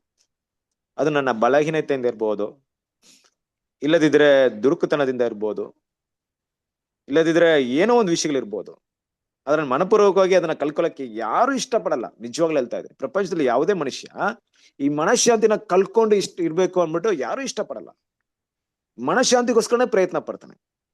ಈ ಸೇಡು ದ್ವೇಷಗಳನ್ನ ನೋಡಿರ್ಬೋದು ನೀವು. ಅಂದ್ರೆ ಒಂದು ವ್ಯಕ್ತಿ ಅವನ ಜೀವನದಲ್ಲಿ ಏನೋ ಮಾಡಿದ್ರೆ, ಅವನ ಕುಟುಂಬಕ್ಕೆ ಏನೋ ಮಾಡಿದ್ರೆ, ಅವನ್ನ ಒಂದ್ ವೇಳೆ ಸಾಯಿಸ್ಬೇಕು ಅಂತ ಮೈಂಡ್ ಬಂದ್ಬಿಟ್ರೆ, ಅವನ ಸಾಯಿಸಿದ್ರೆ ಸಂತೋಷ ಪಡ್ತಾನೆ. ಸಾಯಿಸ್ಬಿಟ್ ಮೇಲೆ ಸಾಯಿಸ್ಬಿಟ್ಟಪ್ಪ ಇನ್ನ ಅನ್ಬಿಟ್ಟು, ಅದು ಕೂಡ ಒಂದ್ ರೀತಿಯಾದ ಮನತೃಪ್ತಿನೇ ಅವರಿಗೆ, ಮನಃಶಾಂತಿನ ಕೊಡುತ್ತೆ ಅವರಿಗೆ. ದ್ವೇಷಗಳನ್ನ ಇಟ್ಕೊಳ್ಳೋದು, ಒಬ್ಬನ ದ್ವೇಷ ಇಟ್ಕೊಂಡು ಆ ದ್ವೇಷಕ್ಕೆ ಬಲಿ ತಗೊಳ್ಳೋದು, ಸೇಡಿಗೆ ಸೇಡು ತೀರ್ಸ್ಕೊಳ್ಳೋದು, ಮುಯಿ ತೀರ್ಸ್ಕೊಳ್ಳೋದು. ಈ ರೀತಿ ಮಾಡಿದಾಗ್ಲೂ ಕೂಡ ಆ ಮುಯಿ ತೀರ್ಸ್ಕೊಂಡ್ಮೇಲೆ ಆ ಮನಃಶಾಂತಿ ಸಿಗುತ್ತೆ ಅವರಿಗೆ. ದೇವ್ರ ಮಕ್ಕಳು ಈ ರೀತಿಯಾದಂತ ಭಾವನೆಯಲ್ಲಿ ನಾವು ಇರಬಾರ್ದು ಯಾವಾಗ್ಲೂ ಕೂಡ. ಅಂದ್ರೆ ಏನಪ್ಪಾ ಅಂದ್ರೆ, ಕೆಟ್ಟದನ್ನ ಮಾಡಿ ಅದ್ರಲ್ಲಿ ತೃಪ್ತಿ ಪಡುವಂತ ಭಾವನೆ ನಮ್ಮಲ್ಲಿ ಇರಬಾರ್ದು. ಕೆಟ್ಟದನ್ನ ಮಾಡ್ಲೇಬಾರ್ದು. ನಮ್ಮ ಹೃದಯದಲ್ಲಿ ದೇವರ ವಾಕ್ಯಗಳು ಆಳ್ವಿಕೆ ಮಾಡ್ತಾ ಇರ್ಬೇಕಾದ್ರೆ, ಆ ಆಳ್ವಿಕೆ ಮಾಡ್ತಿರುವಂತ ದೇವರ ವಾಕ್ಯ ನಾವು ಮಾಡುವಂತ ಕೆಟ್ಟ ವಿಷಯದಲ್ಲಿ ನಮ್ಮನ್ನ ತೃಪ್ತಿಯಾಗಿ ಇರಕ್ಕೆ ಬಿಡಲ್ಲ. ಬೇಕಾದ್ರೆ ಪ್ರಯತ್ನ ಮಾಡಿ ನಿಮ್ ಕೈಲಾದ್ರೆ. ದೇವ್ರ ಮಕ್ಳು ಏನೋ ಕೆಟ್ಟ ಕೆಲಸ ಮಾಡಕ್ಕಾಗಲ್ಲ ನಮ್ ಕೈಲಿ, ಮಾಡಿ ನೆಮ್ಮದಿಯಾಗಿ ಇರಕ್ಕಾಗಲ್ಲ, ಮಾಡಕ್ ಆಗದೇ ಇಲ್ಲ ನಮ್ ಕೈಲಿ. ಯಾಕಂದ್ರೆ ಅಷ್ಟು ದೇವ್ರ ವಾಕ್ಯದಿಂದ ಬೆಳ್ದಿರ್ತೀವಿ, ನಮ್ ಮನಸ್ಸೇ ನಮ್ನ ಸಾಯಿಸ್ಬಿಡುತ್ತೆ, ನಮ್ ಮನಸ್ಸಾಕ್ಷಿ ನಮ್ಮ ಕೊಂದಾಕ್ಬಿಡುತ್ತೆ. ಈ ತರ ಮಾಡ್ಬಿಟ್ಟಿದ್ದ ನಮ್ ಬಲ ಈತರಿಂದ ಮಾಡ್ಬೋದು, ದೇವ್ರ ವಿರುದ್ಧ ಮಾಡಕ್ಕಾಗಲ್ಲ. ಅಷ್ಟ್ರ ಮಟ್ಟಿಗೆ ದೇವ್ರ ವಾಕ್ಯ ನಮ್ಮಲ್ಲಿ ಬೆಳ್ದಿದ್ರೆ, ದೇವ್ರ ಜೊತೆ ಐಕ್ಯವಾಗಿದ್ರೆ ಇದೆಲ್ಲ ತುಂಬಾನೇ ಕಷ್ಟ. ಯೋಚನೆ ಮಾಡ್ರಿ. ಒಂದ್ ವೇಳೆ ಇದನ್ನ ನಾವು ಒಂದ್ ಎಕ್ಸಾಂಪಲ್ ಆಗಿ ತಗೊಂಡ್ರೆ, ಅಪೊಸ್ತಲ ಪೇತ್ರನ ತಗೊಂಡ್ಬೋದು. ಅಂದ್ರೆ ಯೇಸು ಕ್ರಿಸ್ತನ ಏನ್ ಮಾಡಿದ್ರು ಅವರು, ಹಳ್ಳೆಗೆಳೆದಾಗ 3 ಸರಿ ಹಳ್ಳೆಗೆಳೆದಾಗ, ಅಲ್ಲಿಂದ ಮತ್ತೆ ಯೇಸು ಕ್ರಿಸ್ತ ಪುನರ್ತನದಲ್ಲಿ ನೋಡಿ, ಯೇಸು ಕ್ರಿಸ್ತ ನನ್ನನ್ನು ಪ್ರೀತಿಸ್ತೀಯಾ, ನನ್ನ ಕುರಿಗಳನ್ನ ಮೇಯಿಸು ಅಂತ ಹೇಳೋವರೆಗೂ ಅವ್ರಿಗೆ ತೃಪ್ತಿ ಇದ್ದಿರುತ್ತಾ, ಅವನ್ ಮನಶಾಂತಿ ಇದ್ದಿರುತ್ತ ಅಂದ್ರೆ ಅವ್ರ ಮನಸ್ಸಲ್ಲಿ ತುಂಬಾ ಕಾಡ್ತಾ ಇದ್ದಿರುತ್ತೆ. ಈ ತರ ಮಾಡ್ಬಿಟ್ನಲ್ಲ. ಈ ವಿಷಯಕ್ಕೆ ಪರಿಹಾರ ಕಂಡುಕೊಳ್ಳದೆ ಬೇರೆ ಯಾವುದೇ ವಿಷಯದಲ್ಲೇ ಅವರು ತೃಪ್ತಿಯಾಗಿರಕ್ ಸಾಧ್ಯತೆ ಇರ್ಲಿಲ್ಲ. ಕರೆಕ್ಟ್ ಅಲ್ವಾ? ಓಕೆ, ನಾನು ಯೇಸು ಕ್ರಿಸ್ತನ 3 ಸರಿ ಗೊತ್ತಿಲ್ಲ ಅಂತ ಹೇಳ್ಬಿಟ್ನಪ್ಪ, ಇನ್ಮೇಲೆ ನಾನು ಈ ವಿಷಯನ ನನ್ನ ಮೈಂಡಿಂದ ತೆಗ್ದಾಕ್ಬಿಡ್ತೀನಿ, ಮೀಡಿಯಾ ಕೆಲಸ ಮಾಡ್ತೀನಿ ಅಂದ್ರೆ ಆ ವಿಷಯ ನಾಳೆ ನೆನಪು ಬರ್ತಾ ಇರ್ಲಿಲ್ವಾ ಅವ್ರಿಗೆ? ನೆನಪು ಬಂದವರಿಗೆ ಮೈಂಡ್ ಡಿಸ್ಟರ್ಬ್ ಮಾಡ್ತಾ ಇರ್ಲಿಲ್ವಾ? ಯೋಚನೆ ಮಾಡ್ರಿ, ಅಪೊಸ್ತಲ ಪೇತ್ರನಿಗೆ ಹೆಂಗಿರ್ತಿತ್ತು. ಆದ್ರೆ ಎಲ್ಲಿಗೆ ಕರ್ತನಾದ ಯೇಸು ಕ್ರಿಸ್ತ ಮತ್ತೆ ಪುನರ್ತನಾಗಿ ಅವ್ರ ಹತ್ರ ಮಾತಾಡಿದ್ಮೇಲೆ ಮತ್ತೆ ಅವ್ರಿಗೆ ಮನಃಶಾಂತಿ ಸಿಕ್ತು. ಆಯ್ತು, ನನ್ನ ಕರ್ತನ ನನಗೆ ಕ್ಷಮಿಸಿದ್ದಾರೆ, ನಾನು ಆತನ ಗೊತ್ತಿಲ್ಲ ಅಂತ ಹೇಳಿದ ಬದಲಾಗಿ ಆತನ ಕುರಿಗಳನ್ನ ಮೇಯಿಸ್ತೀನಿ, ಆತನ ಸಭೆಗೋಸ್ಕರ ನಾನು ಪ್ರಾಣವನ್ನ ಕೊಡ್ತೀನಿ ಇನ್ಮೇಲೆ. ಅದೇ ಅದಕ್ಕೆ ಒಂದು ಶಾಶ್ವತವಂತ ನಾನು ದೇವರಿಗೆ ಸಲ್ಲಿಸುವಂತ ಒಂದು ಬಲಿಯಾಗಿದೆ. ಅವ್ರು ನನ್ ಕೊಟ್ಟಿರೋಂತ ಕ್ಷಮಾಪಣೆ ನನಗೆ ಈ ಕೆಲಸ ಮಾಡೋದ್ರಿಂದಾನೇ ಅವ್ರನ್ನ ಮೆಚ್ಚಿಸಬಹುದು ಅನ್ಬಿಟ್ಟು ಪೇತ್ರ ತಿಳ್ಕೊಂಡ್ರು ನೋಡ್ರಿ. ಅದಾದ ನಂತರ ಜೀವನದಲ್ಲಿ ಅವ್ರನ್ನ ನೋಡ್ಬೇಕಾದ್ರೆ ಎಲ್ಲಾದ್ರೂ ಈ ತರ ಕೆಲ್ಸಗಳು ಮಾಡಿದ್ರ? ಮಾಡ್ಲಿಲ್ಲ ಅಲ್ವಾ? ಅಂದ್ರೆ ಸಾಯಕ್ಕೂ ಮುಂದೆ ಬಂದಿದ್ರು ಕ್ರಿಸ್ತನ ಪ್ರೀತಿಸರು. ಅವತ್ತು ಬಿಟ್ಟು ಹೋಗಕ್ಕೆ ಸಿದ್ಧವಾಗಿದ್ರು, ಓಡೋಗಕ್ಕೆ ಸಿದ್ಧವಾಗಿದ್ರು, ಗೊತ್ತಿಲ್ಲ ಅನ್ನೋ ಸಿದ್ಧವಾಗಿದ್ರು. ಆಮೇಲೆ ಶಿಲುಬೆಯಲ್ಲಿ ಹೆಂಗ್ ಬೇಕಾದ್ರೆ ಸಾಯಿಸ್ರಿ ನಂತರ ನನ್ನ ತಲೆ ಕೆಳಗೆ ಸಾಯಿಸಿದ್ರು ನನಗೇನಿಲ್ಲ ಅನ್ನೋ ಮಟ್ಟಿಗೆ ಬಂದಿದ್ರು. ಅಂದ್ರೆ ಅದು ಆ ಮನಃಶಾಂತಿ ಕೊಟ್ಟಿರುತ್ತೆ. ಖಂಡಿತವಾಗ್ಲೂ ಆ ರೀತಿ ಶಿಲುಬೆಯಲ್ಲಿ ತಲೆ ಕೆಳಗಾಗಿ ಸಾಯಿಸ್ರಿ ಅಂತ ಪೇತ್ರ ಹೇಳ್ಬೇಕಾದ್ರೆ ಆ ಮನಃಶಾಂತಿನ ಕಳ್ಕೊಂಡಿರ್ತಾರ ಇರಲ್ವಾ? ಇಲ್ಲ ಬ್ರದರ್, ಮನುಷ್ಯರಾಗಿ ಇರಲ್ಲ, ಇಟ್ಕೊಂಡಿರ್ತಾರೆ. ಖಂಡಿತವಾಗ್ಲೂ ಇರಲ್ಲ. ಮನಃಶಾಂತಿ ತುಂಬ್ಕೊಂಡಿರ್ತಾರೆ. ಅಪ್ಪ, ಈಗ ನಾನ್ ತೃಪ್ತಿ ಆಯ್ತು, ನಾನ್ ಮಾಡಿದಂತ ಕೆಲ್ಸಕ್ಕೆ ನನ್ ಸಿಕ್ತಿರಂತ ಈ ಪರಿಹಾರ ತುಂಬಾ ತೃಪ್ತಿ ಕೊಡ್ತಾ ಇದೆ, ನಾನು ಈ ರೀತಿ ಸಾಯ್ಬೇಕಂತ ತುಂಬಾ ಆಸೆ ಪಡ್ತಾ ಇದ್ದೇನೆ, ನಾನು ಹಿಂಗೆ ಸಾಯಿಸ್ರಿ, ನಮ್ ಕರ್ತನಾದ ಯೇಸು ಕ್ರಿಸ್ತನ ರೀತಿಯಲ್ಲಿ ಶಿಲ್ಬೆ ಸಾಯಿಸಿದ್ರೆ ನನ್ನ ಯೋಗ್ಯತೆ ನಂಗಿಲ್ಲ, ಆ ತಲೆಕೆಳಗ ಗುಡಿರಿ ನನಗೆ. ಮೈಂಡ್ ಹೆಂಗಿರುತ್ತೆ ನೋಡ್ರಿ. ಈ ಈ ಕಷ್ಟಗಳನ್ನ ಸಗಿಸ್ಕೊಳಕ್ಕೆ ನಮ್ಮ ಮನಃಶಾಂತಿ ನಮಗೆ ಬಲ ಕೊಟ್ಟಿರುತ್ತೆ. ಯೋಚನೆ ಮಾಡ್ರಿ, ಎಂತ ದೊಡ್ಡದು ಅಂದ್ಬಿಟ್ಟು. ಕೆಲವೊಂದು ಟೈಮಲ್ಲಿ ದೇವರಿಗೋಸ್ಕರ ಕಷ್ಟಾನುಭವಗಳನ್ನ ಸಹಿಸ್ಕೊಂಡಾಗ ಅಪೊಸ್ತಲ ಪಾಲ್ ಹೇಳಿದಂತ ರೀತಿಲಿ ಒಳ್ಳೆ ಹೋರಾಟವನ್ನ ಓಡಾಡಿದೀನಿ, ಓಟವನ್ನ ಓಡಿ ಮುಗಿಸಿದೀನಿ ಅಂತ ಹೇಳುವಂತ ಮಾತು.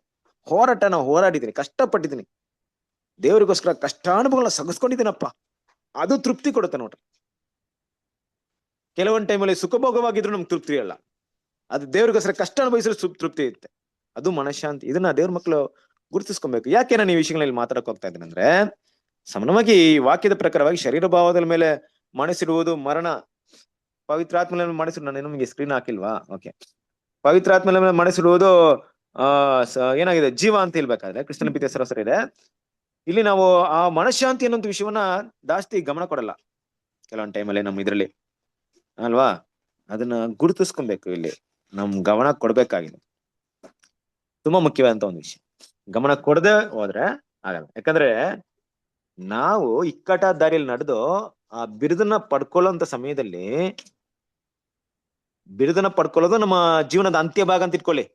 ಕ್ರಿಸ್ತನ ಸಾರಪಿದ ನಾನು ಬೆಳೆದು ಅಮರತ್ವಗಳ ಜೀವ ಪಡ್ಕೊಂಡು ಅಲ್ಲಿವರೆಗೂ ನಾನು ಅದು ತಲುಪಕ್ಕೆ ಬಲ ಬೇಕಲ್ಲ ನನ್ನ ದೇಹಕ್ಕೆ, ಯಾವುದೋ ನನ್ನನ್ನ ಪ್ರೇರಣೆ ಮಾಡ್ಬೇಕಲ್ಲ, ನೀನ್ ಮುಂದೆ ಹೋಗು, ಮಾಡ್ಬಿಟ್ಟು. ಯಾವ್ದಪ್ಪ ಅಂದ್ರೆ ದೇವರಿಂದ ಸಿಗುವಂತ ಈ ಶಾಂತಿ, ಮನಃಶಾಂತಿ ಅನ್ನೋದು, ಈ ಸಮಾಧಾನ, ಸಂತೋಷ ಅನ್ನೋದು, ಅದು ದೇವ್ರಿಗೋಸ್ಕರ ಮಾಡುವಂತ ಪ್ರತಿ ಕಾರ್ಯದಲ್ಲಿ ನಾನು ತುಂಬಿಕೊಂಡಿರ್ಬೇಕಾದ್ರೆ ಅದು ನನ್ನ ಹುರಿದುಂಬಿಸುತ್ತೆ ಕೆಲಸವನ್ನು ಮಾಡಕ್ಕೆ.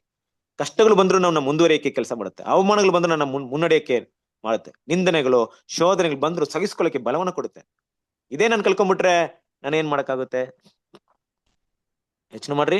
ಅದನ್ನ ದೇವ್ರು ನಿಮ್ಗೆ ಕೊಟ್ಟಿರುವಂತ ಒಂದು ಬ್ಲೆಸ್ಸಿಂಗ್. ಇದ್ರ ಬಗ್ಗೆ ಜಾಸ್ತಿ ನಾವು ಎಲ್ಲೂ ಮಾತಾಡಕ್ ಹೋಗಲ್ಲ, ಜಾಸ್ತಿ ಅದನ್ನ ಅರ್ಥ ಮಾಡ್ಕೊಳಕಲ್ಲ. ಆದ್ರೂ ಇಲ್ದೇ ಇದ್ರು ಕೂಡ ದೇವ್ರ ಮಕ್ಕಳಿಗೆ ಅದನ್ನ ಫೀಲ್ ಮಾಡ್ತಾ ಇದೀವಿ ನಾವು ದೇವರಿಂದ.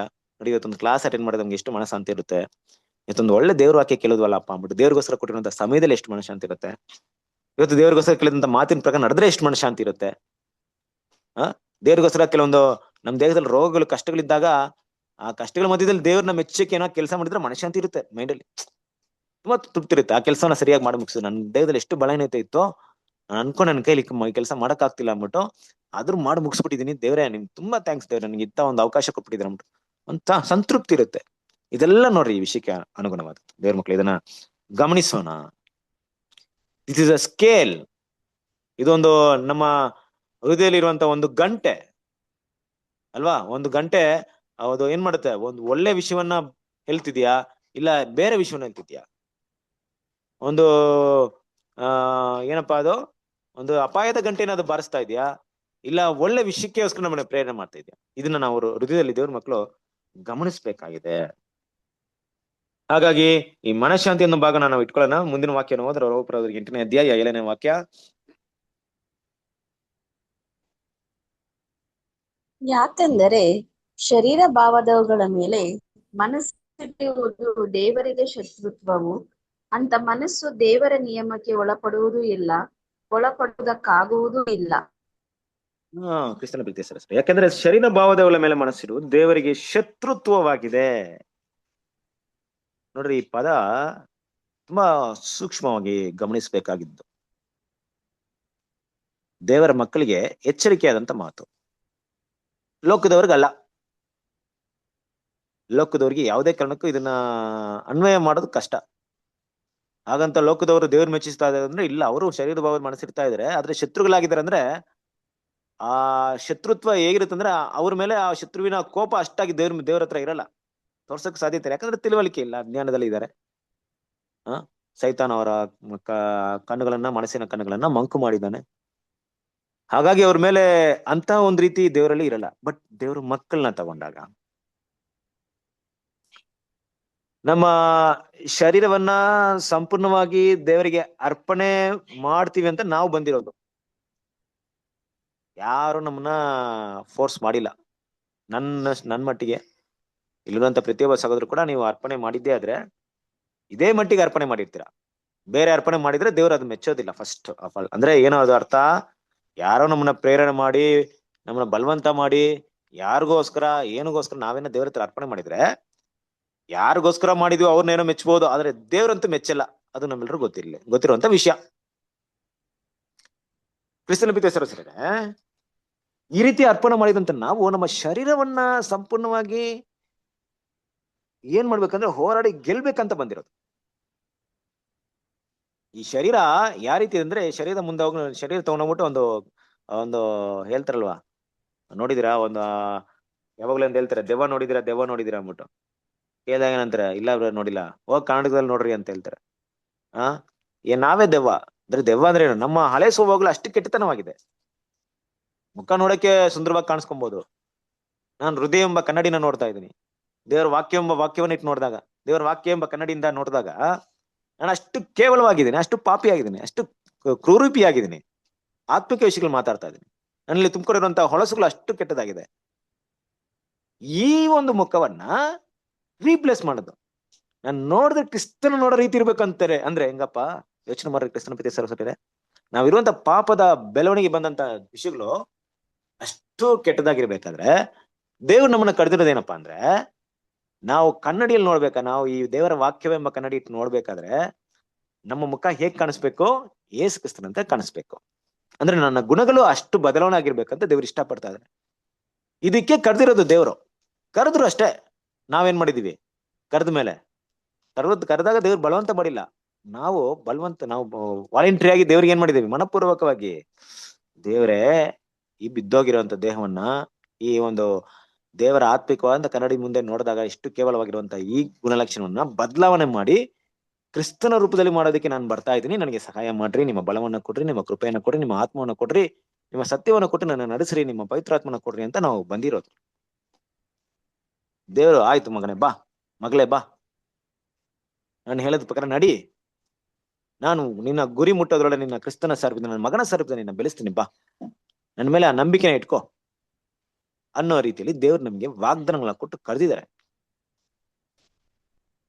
ದೇವ್ರ ಭಾಗ ಇದೆಯಲ್ಲ, ದೇವರ ವಿಷಯ ತುಂಬಾ ಸೀರಿಯಸ್. ತುಂಬಾ ಅಂದ್ರೆ ತುಂಬಾ ಸೀರಿಯಸ್. ಸೀರಿಯಸ್ ಅಂದ್ರೆ ಏನು? ಏನ್ ಸೀರಿಯಸ್ ಅಂದ್ರೆ ದೇವರು ನಮ್ಮನ್ನ ದೇವರ ಮಗನ ಸ್ವರೂಪದಲ್ಲಿ ಬೆಳೆಸೋದ್ರಲ್ಲಿ ತುಂಬಾ ಪರಿಶ್ರಮ, ತುಂಬಾ ಪ್ರಾಮಾಣಿಕವಾಗಿ ಅದಕ್ಕೆ ತುಂಬಾ ಸಮಯವನ್ನ ಕೊಟ್ಟು ತನ್ನ ಎಲ್ಲಾ ಸೃಷ್ಟಿ ಕಾರ್ಯಗಳಿಗಿಂತ ತುಂಬಾ ವಿಶೇಷವಾದ ಕೆಲಸವಾಗಿ ಈ ವಿಷಯವನ್ನ ಪರಿಗಣಿಸ್ತಾ ಇದ್ದಾರೆ. 2000 ವರ್ಷಗಳ ಕಾಲ ಅದನ್ನೇ ನಡೀತಾ ಇರೋದು. ಸಭೆ ಕ್ರಿಸ್ತನ ಸ್ವರೂಪದಲ್ಲಿ ಬೆಳೆಯೋದಕ್ಕೆ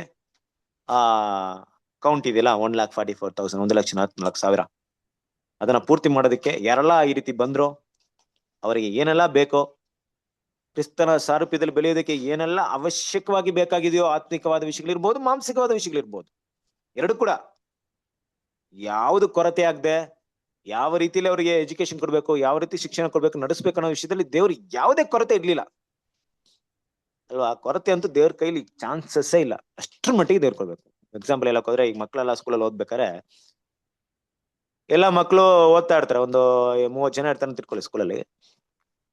ಒಬ್ಬ ಫಸ್ಟ್ ಕ್ಲಾಸ್ ತಗೊಳ್ತಾನೆ, ಒಬ್ಬ ಸೆಕೆಂಡ್ ಕ್ಲಾಸ್, ಒಬ್ಬ ಜಸ್ಟ್ ಪಾಸ್, ಒಬ್ಬ ಫೇಲ್ ಆಗ್ತಾನೆ. ಕಾರಣಗಳು ಹಲವು ಇರ್ಬೋದು. ಆ ಕಾರಣಗಳು ಎಲ್ಲಿರ್ಬೋದು ಅಂದ್ರೆ, ಕೆಲವೊಂದು ಟೈಮಲ್ಲಿ ಈ ಫಸ್ಟ್ ಕ್ಲಾಸ್ ತಗೊಂಡಿರೋ ಮಗನಿಗೆ, ಒಂದು ಹುಡುಗನಿಗೆ, ಒಂದು ವಿದ್ಯಾರ್ಥಿಗೆ ಆ ಟೀಚರ್, ಉಪಾಧ್ಯಾಯರು ತುಂಬಾ ಪ್ರಾಮುಖ್ಯತೆ ಕೊಟ್ಟಿರ್ಬೋದು.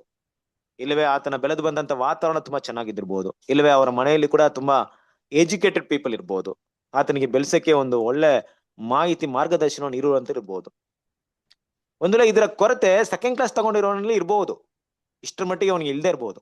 ಅದರಿಂದ ಅವನ ಎಜುಕೇಶನ್ ತುಂಬಾ ಕಡಿಮೆ ಇರ್ಬೋದು. ಒಂದ್ ವೇಳೆ ಫಸ್ಟ್ ಕ್ಲಾಸ್ ತಗೊಂಡಿದ್ದವನು ಚೆನ್ನಾಗಿ ಓದೋದ್ರಲ್ಲಿ ಆಸಕ್ತಿ ಇರ್ಬೋದು, ಎರಡನೇವನಿಗೆ ಆಸಕ್ತಿ ಇಲ್ದೇನೆ ಇರ್ಬೋದು.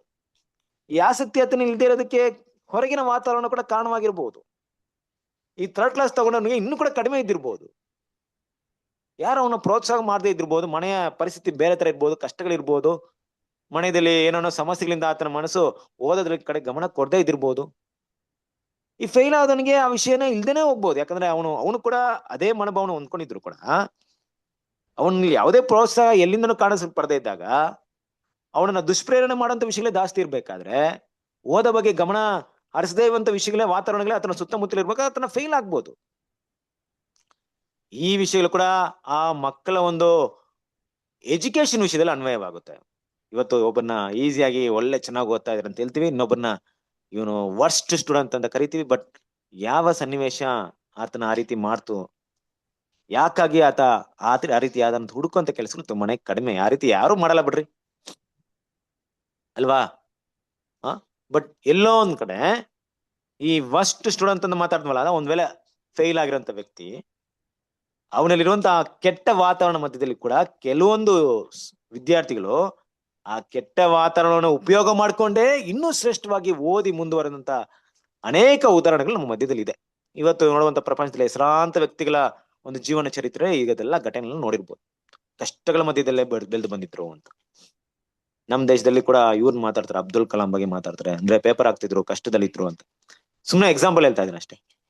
ಕ್ರಿಸ್ತನ ಪ್ರೀತಿ ಸರ್ ಯಾಕೆ ವಿಷಯ ಹೇಳ್ತಾ ಇದೀನಿ ಅಂದ್ರೆ, ಆತ್ಮಿಕ ವಿಷಯದಲ್ಲಿ ಈ ರೀತಿ ಇಲ್ಲ. ಯಾವ ರೀತಿ ಇಲ್ಲ? ದೇವ್ರ ಮಕ್ಕಳು ಬೆಳೆಯೋದಕ್ಕೆ ಏನೆಲ್ಲ ಬೇಕೋ ಅವ್ರ ಕಡೆಯಿಂದ 100% ಪೂರೈಕೆ ಮಾಡಿರ್ತಾರೆ. ನ್ಯೂನತೆ ಇತ್ತು, ಕೊರತೆ ಇತ್ತು ಅಂದ್ರೆ ಅದು ಎಲ್ಲಿ ಮಾತ್ರ ಇರ್ಬೇಕು ಅಂದ್ರೆ ನನ್ನಲ್ಲಿ ಇರ್ಬೇಕು, ನಿಮ್ಮಲ್ಲಿ ಇರ್ಬೇಕು. ಆಯ್ತಾ?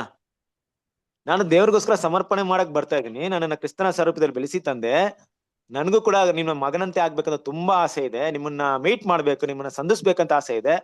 ಆದ್ರೆ ನಿಮ್ಮನ್ನ ಸಂಧಿಸ್ಬೇಕಾದ್ರೆ ನಿಮ್ ಮಗನ್ ತರ ಇದ್ರೆ ತಾನೇ ಆಗುತ್ತೆ. ಅದಕ್ಕೆ ನಿಮ್ ಮಗನ್ ತರ ಆಗ್ಬೇಕಂತ ಬಂದಿದ್ದೀನಿ. ನನ್ನ ದಯಮಾಡಿ ನಡೆಸು ತಂದೆ ಅಂತ ನಾವು ಪ್ರಾರ್ಥನೆ ಮಾಡಿದಾಗ, ದೇವರು ಕರುಣೆ ಇಲ್ಲ ದೇವರು, ಪ್ರೀತಿ ಇಲ್ಲ ದೇವರು, ಏನ್ ಬೇಕು ಪ್ರತಿಯೊಂದು ವಿಷಯವನ್ನ ಕೊಟ್ಟು ನಡೆಸ್ತಾ ಇರ್ಬೇಕಾದ್ರೆ ಆ ಒಂದು ವಿಷಯಗಳ ಮೇಲೆ ಮನಸ್ಸಿಡದೆ ನಾನು ಸ್ವಲ್ಪ ತಿರುಗಿ ನೋಡಿ ಬೇರೆ ವಿಷಯಗಳ ಮೇಲೆ ಮನಸ್ಸಿಡೋನಾಗಿದ್ರೆ ದೇವರಿಗೆ ಹೇಗಿರ್ತೀನಿ? ದೇವರಿಗೆ ಇಷ್ಟವಾಗಿರ್ತೀನಾ? ಅಲ್ವಾ? ನೋಡ್ರಿ ಕ್ರಿಸ್ತನ ಪ್ರೀತಿ ಸರಸ್ವರರೇ, ಒಂದು ವಿಷಯವನ್ನ ಗಮನಿಸ್ಬೇಕಾಗಿದೇನಪ್ಪ ಅಂದ್ರೆ, ಆತ್ಮೀಯ ವಿಷಯಗಳನ್ನ ಅರ್ಥ ಮಾಡ್ಕೊಳ್ಳಕ್ಕೆ ಕೆಲವೊಂದು ಲೋಕದ ಉದಾಹರಣೆಗಳು ತುಂಬಾ ನಮ್ಗೆ ಅರ್ಥವಾಗುತ್ತೆ. ಯಾಕಂದ್ರೆ ಸತ್ಯವೇದಲ್ಲಿ ಕೂಡ ಅಂತಹ ಉದಾಹರಣೆಗಳ ಮೂಲಕವೇ ಆತ್ಮಿಕ ವಿಷಯಗಳನ್ನ ತಿಳಿಸಕ್ಕೆ ದೇವ್ರು ಪ್ರಯತ್ನ ಪಡ್ತಾರೆ. ಯಾಕಂದ್ರೆ ನಾವೆಲ್ಲ ಅಷ್ಟು ಬುದ್ಧಿವಂತರಲ್ಲ, ದೇವರ ದೃಷ್ಟಿಲಿ ನಾವೆಲ್ಲ ದಡ್ರೆ ಅಲ್ವಾ? ದಡ್ರಾಗಿರೋದಕ್ಕೆ ದೇವ್ರು ನಮ್ಮನ್ನ ಕರೆದಿರೋದು. ಆದ್ರೆ ದೇವರ ಜ್ಞಾನವನ್ನ ಕೊಡ್ತಾ ಇದಾರೆ ನಮ್ಗೆ.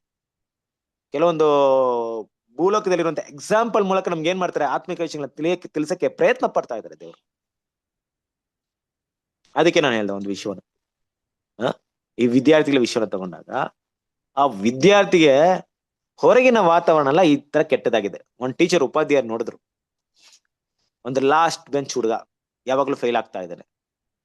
ಬಿಡಿ, ಒಂದು ಫಸ್ಟ್ ಕ್ಲಾಸ್ ತಗೊಂಡು ಚೆನ್ನಾಗಿ ಓದ್ತಾನೆ, ಸೆಕೆಂಡ್ ಕ್ಲಾಸ್ ತಗೊಂಡು ಓಕೆ, ಅವ್ನಿಗೆ ಏನ್ ಅವ್ನು ನೋಡೋಣ, ಆಮೇಲೆ ಗಮನಿಸೋಣ, ಅಟ್ಲೀಸ್ಟ್ ಪಾಸ್ ಆಗೋದು ಒಬ್ಬ ವ್ಯಕ್ತಿ ಇದ್ದಾನೆ. ಬಟ್ ಅವ್ನು ಫೇಲ್ ಆಗ್ತಾ ಇದ್ದಾನೆ. ಬಾರಪ್ಪ ಅಂತ ಕರೆದ್ರು. ಏನಿನ್ ಸಮಸ್ಯೆ, ಯಾಕೆ ಓದ್ತಾ ಇಲ್ಲ? ನೀನು ಸ್ಕೂಲ್ಗೆ ಓದಕ್ ಬಂದಿರುತ್ತಾನೆ, ನಿಮ್ಮ ತಂದೆ ತಾಯಿದ್ರು ಕೂಡ ನಿನ್ನ ಮೇಲೆ ತುಂಬಾ ದೊಡ್ಡ ಕನಸುಗಳನ್ನ ಇಟ್ಕೊಂಡು ನೀನು ಓದ್ಬೇಕಂತ ಕಲಿಸ್ತಾ ಇದ್ದಾರೆ ತಾನೆ. ನಾಳೆ ಒಂದಿನ ನೀನು ಓದು ಮುಂದೆ ಬರ್ತೀಯ ಅಂತ ಅವ್ರಿಗೂ ಕನಸಿದೆ ತಾನೆ. ನಿನಗೂ ಒಳ್ಳೆ ಕನಸುಗಳಿಲ್ವಾ? ನೀನು ಜೀವನದಲ್ಲಿ ಮುಂದೆ ಬರ್ಬೇಕಂತ ನಿಂಗೆ ಆಸೆ ಇಲ್ವಾ? ಬಟ್ ಪ್ರತಿ ಸರಿ ಯಾಕೆ ಎಲ್ಲಾದ್ರಲ್ಲೂ ಫೇಲ್ ಆಗ್ತಾ ಇರ್ತೀಯ? ಓದಿನ ಕಡೆ ಯಾಕೆ ಗಮನ ಕೊಡ್ತಾ ಇಲ್ಲ ಅಂತ ಆತನ ಮನಸ್ಸು ಬಿಚ್ಚಿ ಮಾತಾಡಿದಾಗ ಒಂದ್ ವೇಳೆ ಆತನ ಹೇಳ್ಬೋದು, ನನ್ನ ಪರಿಸ್ಥಿತಿ ಈ ತರ ಇದೆ, ನನ್ನ ಕುಟುಂಬದ ಪರಿಸ್ಥಿತಿ ಈ ತರ ಇದೆ, ನನ್ನ ಸ್ನೇಹಿತರ ಒಂದು ಪ್ರಪಂಚ ಹೇಗಿದೆ, ನಾನು ಬೆಳೆಯುವಂತ ವಾತಾವರಣ ಈ ತರ ಇದೆ, ಯಾಕೆ ನಾನು ಒಂದು ರೀತಿ ಗೈಡ್ ಮಾಡ್ಬೋದು. ಅದರಿಂದ ತಪ್ಸಕ್ಕೆ ಒಂದು ಉಪಾಧ್ಯಾಯರು ಏನ್ ಮಾಡ್ಬೋದು, ಅದನ್ನ ಅಲ್ಲಿಂದ ತಪ್ಸಕ್ಕೆ ಹಲವಾರು ಕಾರ್ಯಕ್ರಮನ ಇಲ್ಲವೇ ಆಲೋಚನೆಗಳನ್ನ ಕೊಡ್ಬೋದು. ನೋಡಿ, ಈ ರೀತಿ ಮಾಡು, ಈ ರೀತಿ ಮಾಡು, ಮನೆಯಿಂದ ಈ ತರ ಮಾಡು, ಇಲ್ಲ ನಿನ್ನ ಸ್ನೇಹಿತರನ್ನ ಅವಾಯ್ಡ್ ಮಾಡು, ಇಲ್ಲ ನಿನ್ನ ದುಷ್ಪ್ರೇರಣೆ ಮಾಡುವಂತ ಒಂದು ಸನ್ನಿವೇಶಗಳಿಂದ ಹೊರಡೆ ಬಾ, ನಿನ್ನ ಜೀವನನ ರೂಪಿಸ್ಕೋ, ನೀನು ಈ ರೀತಿ ಇರೋದು ಒಳ್ಳೇದಲ್ಲ ಅನ್ನೋ ಒಂದು ಹಲವಾರು ಕಿವಿ ಮಾತುಗಳನ್ನ, ಆಲೋಚನೆಗಳನ್ನ ಆ ಒಂದು ವಿದ್ಯಾರ್ಥಿಗೆ ಆ ಉಪಾಧ್ಯಾಯರು ಹೇಳ್ಬೋದು. ಆತ ಕೂಡ ಅದನ್ನ ಗಮನಿಸಿ ಹೌದು ಅಂತ ಅದನ್ನ ಜೀವನದಲ್ಲಿ ಬದಲಾವಣೆ ತಂದು ಅಂತ ವಿಷಯಗಳನ್ನ ಬಿಟ್ಟು ಮನೇಲಿ ಯಾವ ರೀತಿ ನಡ್ಕೊಬೇಕಂತ ನಡ್ಕೊಂಡು ಎಲ್ಲಾ ಒಂದು ವಿಷಯಗಳನ್ನ ತನ್ನ ಜೀವನದಲ್ಲಿ ಬದಲಾವಣೆ ಮಾಡ್ಕೊಂಡು ಓದ ಕಡೆ ಗಮನ ಕೊಡೋದ್ರಿಂದ ಆತನ ಮುಂದೆ ಬಂದು ಒಳ್ಳೆ ವಿದ್ಯಾರ್ಥಿಯಾಗಿ ಓದಿ ಅವನು ಪಾಸ್ ಆಗಿ ಇಲ್ಲವೇ ಸೆಕೆಂಡ್ ಕ್ಲಾಸ್ ಬಂದು ಅಲ್ಲಿಂದ ಫಸ್ಟ್ ಕ್ಲಾಸ್ ವರ್ಗು ರೀಚ್ ಆಗ್ಬೋದು. ಕ್ರಿಸ್ತನ ಪ್ರೀತಿಯ ಸಹೋದರರೇ, ಇದನ್ನ ನೋಡಿದ್ರೆ ಟೀಚರ್ಗೆ ಹೆಂಗಿರುತ್ತೆ, ಉಪಾಧ್ಯಾಯರಿಗೆ ತುಂಬಾ ಸಂತೋಷ ಆಗ್ಬಿಡುತ್ತೆ ಅಲ್ವಾ? ಆಕ್ಚುಲಿ ಏನಪ್ಪಾ ಅಂದ್ರೆ ಇದು ನಿಜ ಘಟನೆ, ನಾವು ಗಮನಿಸ್ತಾ ಇಲ್ಲ. ಇದು ಯಾಕಂದ್ರೆ ಸ್ಕೂಲ್ಗೆ ಅಂದ್ರೆ ಎಕ್ಸಾಂಪಲ್ ಅಂದ್ರೆ ಅದು ಕಾಮನ್ ಎಕ್ಸಾಂಪಲ್ ಅಷ್ಟೇ. ಪ್ರತಿಯೊಂದು ಜನರ ಜೀವನದಲ್ಲೂ ಕೂಡ ಇದೇ ವಿಷಯಗಳಿರೋದು. ಅವರು ಬೆಳೆದಿರೋದಕ್ಕೆ ಅವರ ವಾತಾವರಣಗಳಿರ್ಬೋದು, ಏನೇ ಇರ್ಬೋದು, ಒಳ್ಳೆ ಆಲೋಚನೆ ಇಲ್ಲ, ಒಳ್ಳೆ ಗೈಡೆನ್ಸ್ ಇಲ್ಲ, ದೇವ್ರ ವಾಕ್ಯ ಅವ್ರಿಗೆ ಸಿಗ್ತಾ ಇಲ್ಲ. ಪ್ರಪಂಚದ ಮಟ್ಟಿಗೆ ಇದೆಲ್ಲ ನಿಜ. ಆದ್ರೆ ಆ ವಿಷಯಗಳ ಕಲಿತವ್ರ ಮೇಲೆ ಬರ್ಬೇಕಾದ್ರೆ, ಒಂದು ಸ್ಕೂಲ್ ವಿಷಯಕ್ಕೆ ಹೋಗ್ಬಿಡೋಣ ಮತ್ತೆ, ಆ ರೀತಿ ಆ ವಿದ್ಯಾರ್ಥಿ ಮೇಲೆ ಬರ್ಬೇಕಾದ್ರೆ ಆ ಉಪಾಧ್ಯಾಯರು ನೋಡಿ ಎಷ್ಟು ಸಂತೋಷ ಪಡ್ತಾರೆ ಅಲ್ವಾ? ಆತನಿಗೆ ಹೇಳುವಂತ ವಿಷಯ ವೆರಿ ಗುಡ್, ಒಳ್ಳೆ ಕೆಲಸ ಮಾಡಿದ್ಯಾ, ಹೇಳಿದಂತ ವಿಷಯವನ್ನ ಅರ್ಥ ಮಾಡ್ಕೊಂಡಿದ್ಯಾ, ನೀನು ತುಂಬಾ ಇಂಪ್ರೂವ್ ಆಗ್ಬಿಟ್ಟಿದ್ಯಾ, ಮೊದಲ ತರ ಇಲ್ಲ ನೀನು, ನೀನಲ್ಲಿರುವಂತ ಈ ಒಂದು ವಿಷಯ ನೋಡಿ ನಾನು ತುಂಬಾ ಸಂತೋಷ ಪಡ್ತಾ ಇದ್ದೀನಿ, ಇಷ್ಟು ಮಟ್ಟಿಗೆ ಬೆಳೆದು ಬರ್ತೀಯ ಅಂತ ನಾನು ಅನ್ಕೊಂಡಿರ್ಲಿಲ್ಲ, ಬಟ್ ಆದ್ರೂ ನಿನ್ನ ಪ್ರಯತ್ನದಿಂದ ಇದನ್ನೆಲ್ಲ ಬದಲಾವಣೆ ಮಾಡ್ಕೊಂಡಿದ್ಯಾ ಅಂತ ಹೇಳಿದಾಗ ಒಳ್ಳೆ ಪ್ರೋತ್ಸಾಹ ಸಿಗುತ್ತೆ, ಮುಂದೆ ಅದನ್ನೇ ಬೆಳಿತಾನೆ. ಹಾಗೆ ಬೆಳೀತಿರುವಂತ ಒಂದು ವಿದ್ಯಾರ್ಥಿ ಮತ್ತೆ ಫೇಲ್ ಆದ್ರೆ ಏನ್ ಅನ್ಸುತ್ತೆ ಟೀಚರ್ಗೆ, ಉಪಾಧ್ಯಾಯರಿಗೆ ಅನ್ಸುತ್ತೆ? ಮತ್ತೆ ಅದೇ ವಿಷಯ ಅವನ ಜೀವನದಲ್ಲಿ ಮರುಕಳಿಸ್ತಾ ಇದೆಯಾ? ಮತ್ತೆ ಅದೇ ಒಂದು ಜೀವನದ ಒಂದು ವಿಷಯಕ್ಕೆ ಅವನು ಹೋಗ್ತಾ ಇದ್ದಾನ? ಏನಾಯ್ತಂತ ಕೇಳಿದಾಗ ಅವನು ಮತ್ತೆ ಅದೇ ಸಹವಾಸಕ್ಕೆ, ಅದೇ ವಿಷಯಗಳಿಗೆ ಮುಂದುವರಿಬೇಕಾದ್ರೆ ಇಷ್ಟ ಆಗುತ್ತಾ ಟೀಚರ್ಗೆ? ಯೋಚನೆ ಮಾಡ್ರಿ. ಕ್ರಿಸ್ತನ ಪ್ರೀತಿಯ ಸಹೋದರರೇ, ನಮ್ಮ ಜೀವನ ಕೂಡ ಹೀಗೆ. ಒಂದು ಸಾಮಾನ್ಯವಾಗಿ ಜೀವನದಲ್ಲಿ ಇಂಥ ಒಬ್ರಿಗೋಸ್ಕರ ತ್ಯಾಗ ಮಾಡಿದವರಾಗಿದ್ರೆ ನೀವು, ನಾನು ಹೇಳ್ತಾ ಇದ್ದೀನಿ, ಉಪಾಧ್ಯಾಯರಾಗಿರ್ಬೋದು ಇಲ್ಲ ಬೇರೆ ತರ ಆಗಿರ್ಬೋದು, ಒಂದು ಬಿದ್ದಿರುವಂತ ವ್ಯಕ್ತಿನ ಒಳ್ಳೆ ದಾರಿಗೆ ತರಬೇಕಂದ್ರೆ ನೀವೇನೋ ಪ್ರಯತ್ನ ಪಟ್ಟು ನೀವು ಕೊಡುವಂತ ಕೆಲವೊಂದು ದೇವರ ಆಲೋಚನೆ ಮೂಲಕ ಆ ವ್ಯಕ್ತಿ ಅಲ್ಲಿಂದ ಮೇಲೆ ಬಂದು ಹಂತ ಹಂತವಾಗಿ ಒಳ್ಳೆ ವ್ಯಕ್ತಿಯಾಗಿ ಬದಲಾವಣೆ ಆದಾಗ ನಿಮಗಾಗುವಂತ ಸಂತೋಷ ಎಷ್ಟು ದೊಡ್ಡದಾಗಿರುತ್ತೋ, ಆತನು ಮತ್ತೆ ಅದೇ ವಿಷಯಕ್ಕೆ ಹಿಂತಿರುಗಿ ಹೋದಾಗ ನಿಮಗಾಗುವಂತ ನೋವು ಎಷ್ಟು ದೊಡ್ಡದಿರುತ್ತೋ, ಇದೆಲ್ಲದಕ್ಕಿಂತ ನೋವು ಯಾರಿಗಾಗುತ್ತೆ ಅಂದ್ರೆ ತಂದೆಯ ದೇವ್ರಿಗಾಗುತ್ತೆ. ಯಾಕೆ? ನಾವೇನ್ ಮಾಡಿದ್ವಿ ಮಹಾ ತ್ಯಾಗ? ಏನಾದ್ರು ಬಲಿ ಮಾಡಿದೀವ? ತಂದೆಯ ದೇವ್ರು ತನ್ನ ಒಬ್ಬನೇ ಮಗನನ್ನ ನಮಗಾಗಿ ಸಮರ್ಪಣೆ ಮಾಡಿದ್ದಾರೆ, ನಮಗಾಗಿ ತ್ಯಾಗ ಮಾಡಿದ್ದಾರೆ. ಆ ತ್ಯಾಗ ಮಾಡಿದಂತ ಉದ್ದೇಶ ಏನಪ್ಪಾ ಅಂದ್ರೆ ನಾವು ಇದ್ದ ಸ್ಥಿತಿಲಿ ಇರ್ಬೇಕಂತ ಉದ್ದೇಶ ಇಲ್ಲ. ಹೇಗಾದ್ರೂ ನನ್ನ ಮಗನಾದ್ರೂ ಕೊಟ್ಟು ನಿಮ್ಮನ್ನ ಮೇಲೆ ತರ್ತೀನಂತ ಒಂದು ದೊಡ್ಡ ನಂಬಿಕೆ ನೋಡಿ ದೇವ್ರಿಗೆ. ಆ ತ್ಯಾಗ ನೋಡ್ರಿ. ಮೇಲೆ ತರೋದಕ್ಕೆ ನನ್ನ ಮಕ್ಕಳನ್ನ ಈ ಇಡೀ ಪ್ರಪಂಚವನ್ನ ಮೇಲೆ ತಗೊಂಬರಕ್ಕೆ, ನನ್ನ ಹತ್ರ ಕರ್ಕೊಂಬರಕ್ಕೆ ಏನಪ್ಪಾ ನನ್ ಕಡೆ ಪಕ್ಷ ಮಾಡ್ಬೋದು, ನನ್ ಮಗನು ಕೂಡ ಕೊಡಕ್ ಸಿದ್ಧವಾಗಿದ್ದೀನಿ ಅಂತ ಕೊಟ್ಟಿದ್ದಾರೆ ಕ್ರಿಸ್ತನ ಪ್ರೀತಿಯ ಸಹೋದರರೇ. ಕೊಟ್ಟು ನಮ್ಗೆ ಜ್ಞಾನವನ್ನು ಕೊಟ್ಟು, ಸತ್ಯವನ್ನು ಕೊಟ್ಟು, ಪವಿತ್ರಾತ್ಮನ ಕೊಟ್ಟು, ಪವಿತ್ರಾತ್ಮ ವಿಷಯಗಳ ಮೇಲೆ ಮನಸ್ಸಿಡ್ರಿ ಅಂತ ಹೇಳ್ಬೇಕಾದ್ರೆ, ಮತ್ತೆ ನಾವೇನಾದ್ರೂ ಈ ಲೋಕದ ವಿಷಯಗಳ ಮೇಲೆ ಮನಸ್ಸಿಡೋದಾಗಿದ್ರೆ, ಶರೀರ ಭಾವದಗಳ ಮೇಲೆ ಮನಸ್ಸಿರೋದಾದ್ರೆ, ಅಪ್ಪ ತಂದೆ ಅಂತ ನಾವು ಕರಿಬಹುದು, ದೇವ್ರಂತ ನಮ್ಮನ್ನ ಮಗನೇ ಮಗಳೇ ಅಂತ ಕರೆಯಲ್ಲ ಅಲ್ವಾ? ನಿಮ್ಮ ತುಟಿಗಳಿಂದ ದೇವ್ರನ್ನ ಅಪ್ಪ ತಂದೆ ಅಂತ ಪ್ರಾರ್ಥನೆ ಮಾಡಬಹುದು, ದೇವ್ರು ನಮ್ಮನ್ನ ನನ್ನ ಮಗನೇ ಮಗಳೇ ಅಂತ ಕರೆಯಕ್ಕೆ ಇಷ್ಟ ಪಡಲ್ಲ. ಈ ವಿಷಯಗಳನ್ನ ಅರ್ಥ ಮಾಡ್ಕೋಬೇಕು ದೇವ್ರ ಮಕ್ಕಳು. ಅದು ದೇವರಿಗೆ ಶತ್ರುತ್ವವಾಗಿದೆ. ಯಾವ ರೀತಿ? ಹೀಗೆ ಒಂದ್ ಸೃಷ್ಟಿ ಮಾಡಿದ್ದೆ, ಲೂಸಿಫರ್ ನನ್ನಿಂದ ದೂರವಾದ, ಇವತ್ತವರೆಗೂ ಶತ್ರುವಾಗಿದ್ದಾನೆ. ನೀವು ಕೂಡ ಹಂಗೆ ಆಗ್ಬೇಕಂತಿದ್ರೇನು? ಆತನಿಗೆಲ್ಲ ಗೊತ್ತಿತ್ತು ನನ್ನ ವಿರುದ್ಧವಾಗಿ ಕೆಲಸ ಮಾಡ್ತಾ ಇದ್ದಾನೆ, ಇಲ್ಲಿವರೆಗೂ ನನ್ನ ಯೋಜನೆಗೆ ಅಪೋಸಿಟ್ ಆಗಿ ಕೆಲಸ ಮಾಡ್ತಾ ಇದ್ದಾನೆ, ನನ್ನ ಮಕ್ಕಳನ್ನ ದುಷ್ಪ್ರೇರಣೆ ಮಾಡ್ತಾ ಇದ್ದಾನೆ, ಇಡೀ ಲೋಕವನ್ನ ದಿಕ್ಕು ತಪ್ಪಿಸ್ತಾ ಇದ್ದಾನೆ. ಈಗ ನೀವು ಕೂಡ ಅದೇ ಶತ್ರು ಲಿಸ್ಟಲ್ಲಿ ಬಂದ್ಬಿಟ್ಟಿದ್ದೀರಾ. ಯಾರಿಗೆ? ನನಗೆ. ಯೋಚನೆ ಮಾಡ್ರಿ, ಈ ಶತ್ರುತ್ವ ಎಷ್ಟು ದೊಡ್ಡದಾಗಿರ್ಬೋದು. ಲೋಕದ ವಿಷಯನ ತಗೊಂಡು ನೋಡ್ರಿ, ಲೋಕ ವಿಷಯ ಇಟ್ಟು ನೋಡಿದಾಗ, ಇವ್ರನ್ನ ಇಟ್ಟು ನೋಡಿದಾಗ, ನಮ್ಮನ್ನ ಇಟ್ಟು ನೋಡಿದಾಗ, ದೇವ್ರಿಗೆ ಯಾರು ದೊಡ್ಡ ಶತ್ರುವಾಗಿರ್ತಾರೆ? ನಾವೇ ದೊಡ್ಡ ಶತ್ರುವಾಗಿರ್ತೀವಿ, ದೇವರ ಕೋಪಕ್ಕೆ ಗುರಿಯಾಗಿರ್ತೀವಿ. ಕ್ರಿಸ್ತನ ಪ್ರೀತಿಯ ಸಹೋದರರೇ, ಇದು ತುಂಬಾ ಸೀರಿಯಸ್ ಮ್ಯಾಟರ್. ಅರ್ಥ ಮಾಡ್ಕೊಳ್ಳೋಣ. ಕಾನ್ಸಿಗ್ರೇಷನ್ ನಮ್ಗೆ ಸೀರಿಯಸ್ನೆಸ್ ಇಲ್ಲದೆ ಇರ್ಬೋದು, ದೇವರಿಗೆ ತುಂಬಾ ಸೀರಿಯಸ್. ಯಾಕಂದ್ರೆ ತನ್ನ ಮಗನ ಕೊಟ್ಟಿದ್ರೆ ಈ ಕೆಲ್ಸಕ್ಕೆ, ಈ ಕೆಲಸ ಮುಗೋದಕ್ಕೆ ಅವ್ರು ಕೊಟ್ಟಿರೋಂಥ ಬೆಲೆ ತುಂಬಾ ದೊಡ್ಡದು.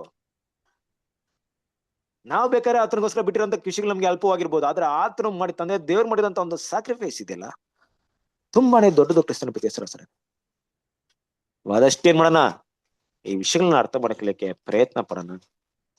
ನಮ್ಮ ಜೀವನದಲ್ಲಿ ಇದು ತುಂಬಾ ಮುಖ್ಯ. ಎಲ್ಲಾದ್ರೂ ಶರೀರ ಭಾವದಗಳ ಮೇಲೆ ನಾನು ಮನಸ್ಸಿಡ್ತಾ ಇದ್ದೀನಾ, ಹಾಗೆ ಮನಸ್ಸಿರೋದ್ರಿಂದ ನಾನು ಶತ್ರುವಾಗ್ತಿದ್ದೀನ ದೇವರಿಗೆ ಅಲ್ವಾ? ಆ ರೀತಿ ಮಾಡೋದಾಗ್ಬಿಟ್ರೆ ಮುಂದಿನ ಹಂತ ಏನಾಗುತ್ತೆ ಗೊತ್ತಾ? ಈ ವಾಕ್ಯದ ಪ್ರಕಾರವಾಗಿ ಮುಂದಿನ ಒಂದು ವಾಕ್ಯ ತುಂಬಾ ಸ್ಪಷ್ಟವಾಗಿರೋದು. ಅಂತ ಮನಸ್ಸು ದೇವರ ನಿಯಮಕ್ಕೆ ಒಳಪಡುವುದೂ ಇಲ್ಲ, ಒಳಪಡುವುದಕ್ಕಾಗುವುದೂ ಇಲ್ಲ. ಅಂದ್ರೆ ಏನರ್ಥ? ಎರಡು ವಿಷಯನ ಮಾತಾಡ್ತಾನೆ ನೋಡ್ರಿ, ಎಷ್ಟು ಸ್ಪಷ್ಟವಾಗಿ ಮಾತಾಡ್ತಾನೆ ನೋಡ್ರಿ. ಒಳಪಡುವುದೂ ಇಲ್ಲ, ಒಳಪಡೋದಕ್ಕಾಗುವುದೂ ಇಲ್ಲ. ಏನಪ್ಪಾ ಇದು ಹಿಂಗ್ ಅನ್ಬಿಟ್ರು? ಎರಡು ಹತ್ತತ್ರನೇ ಇದೆಯಾ, ಎರಡು ಬೇರೆ ತರ ಇದೆಯಾ? ಹೆಂಗ್ ಅರ್ಥ ಮಾಡ್ಕೊಳ್ಳೋದು ಇದನ್ನ? ಎಸ್, ದೇವ್ರ ಮಕ್ಕಳು ಸ್ಪಷ್ಟವಾಗಿ ಅರ್ಥ ಮಾಡ್ಕೊಳಕ್ಕೆ ಪ್ರಯತ್ನ ಪಡೋಣ. ಈ ವಾಕ್ಯ ಸಂಪೂರ್ಣವಾಗಿ, ಸ್ಪಷ್ಟವಾಗಿ, ನಿಖರವಾಗಿ ಹೇಳ್ತಾ ಇರೋದು ನಿಜವಾಗ್ಲೂ ಒಡಂಬಡಿಕೆ ಮಾಡ್ಕೊಂಡಿರುವಂತ ದೇವರ ಮಕ್ಕಳಿಗೆ ಮಾತ್ರ, ಬೇರೆ ಯಾರಿಗೂ ಅನ್ವಯವಾಗಲ್ಲ. ಅಂದ್ರೆ ನಮಗೂ ನಿಮಗ್ ಮಾತ್ರ ಅನ್ವಯವಾಗುತ್ತೆ, ಬೇರೆ ಯಾರಿಗೂ ಅನ್ವಯ ಮಾಡಕ್ಕೆ ಸಾಧ್ಯತೆ ಇಲ್ಲ. ಹಾಗಿರ್ಬೇಕಾದ್ರೆ ಒಂದು ಸಾರಿ ನಾನು ಪಾಪವನ್ನ ಬಿಟ್ಟು ದೇವರ ಹತ್ರ ಕ್ಷಮಾಪಣೆ ಕೇಳಿ ದೇವರ ಹತ್ರ ಬಂದು ದೇವರ ಎಲ್ಲ ವಿಷಯಗಳನ್ನ ರುಚಿ ನೋಡಿ ಟೇಸ್ಟ್ ಮಾಡಿ ಅಲ್ವಾ? ನೋಡ್ರಿ ವಾಕ್ಯ ಓದೋಣ. ಇಬ್ರಿಯದವರಿಗೆ 6ನೇ ಅಧ್ಯಾಯ 1ನೇ ವಾಕ್ಯ ಓದ್ರಿ.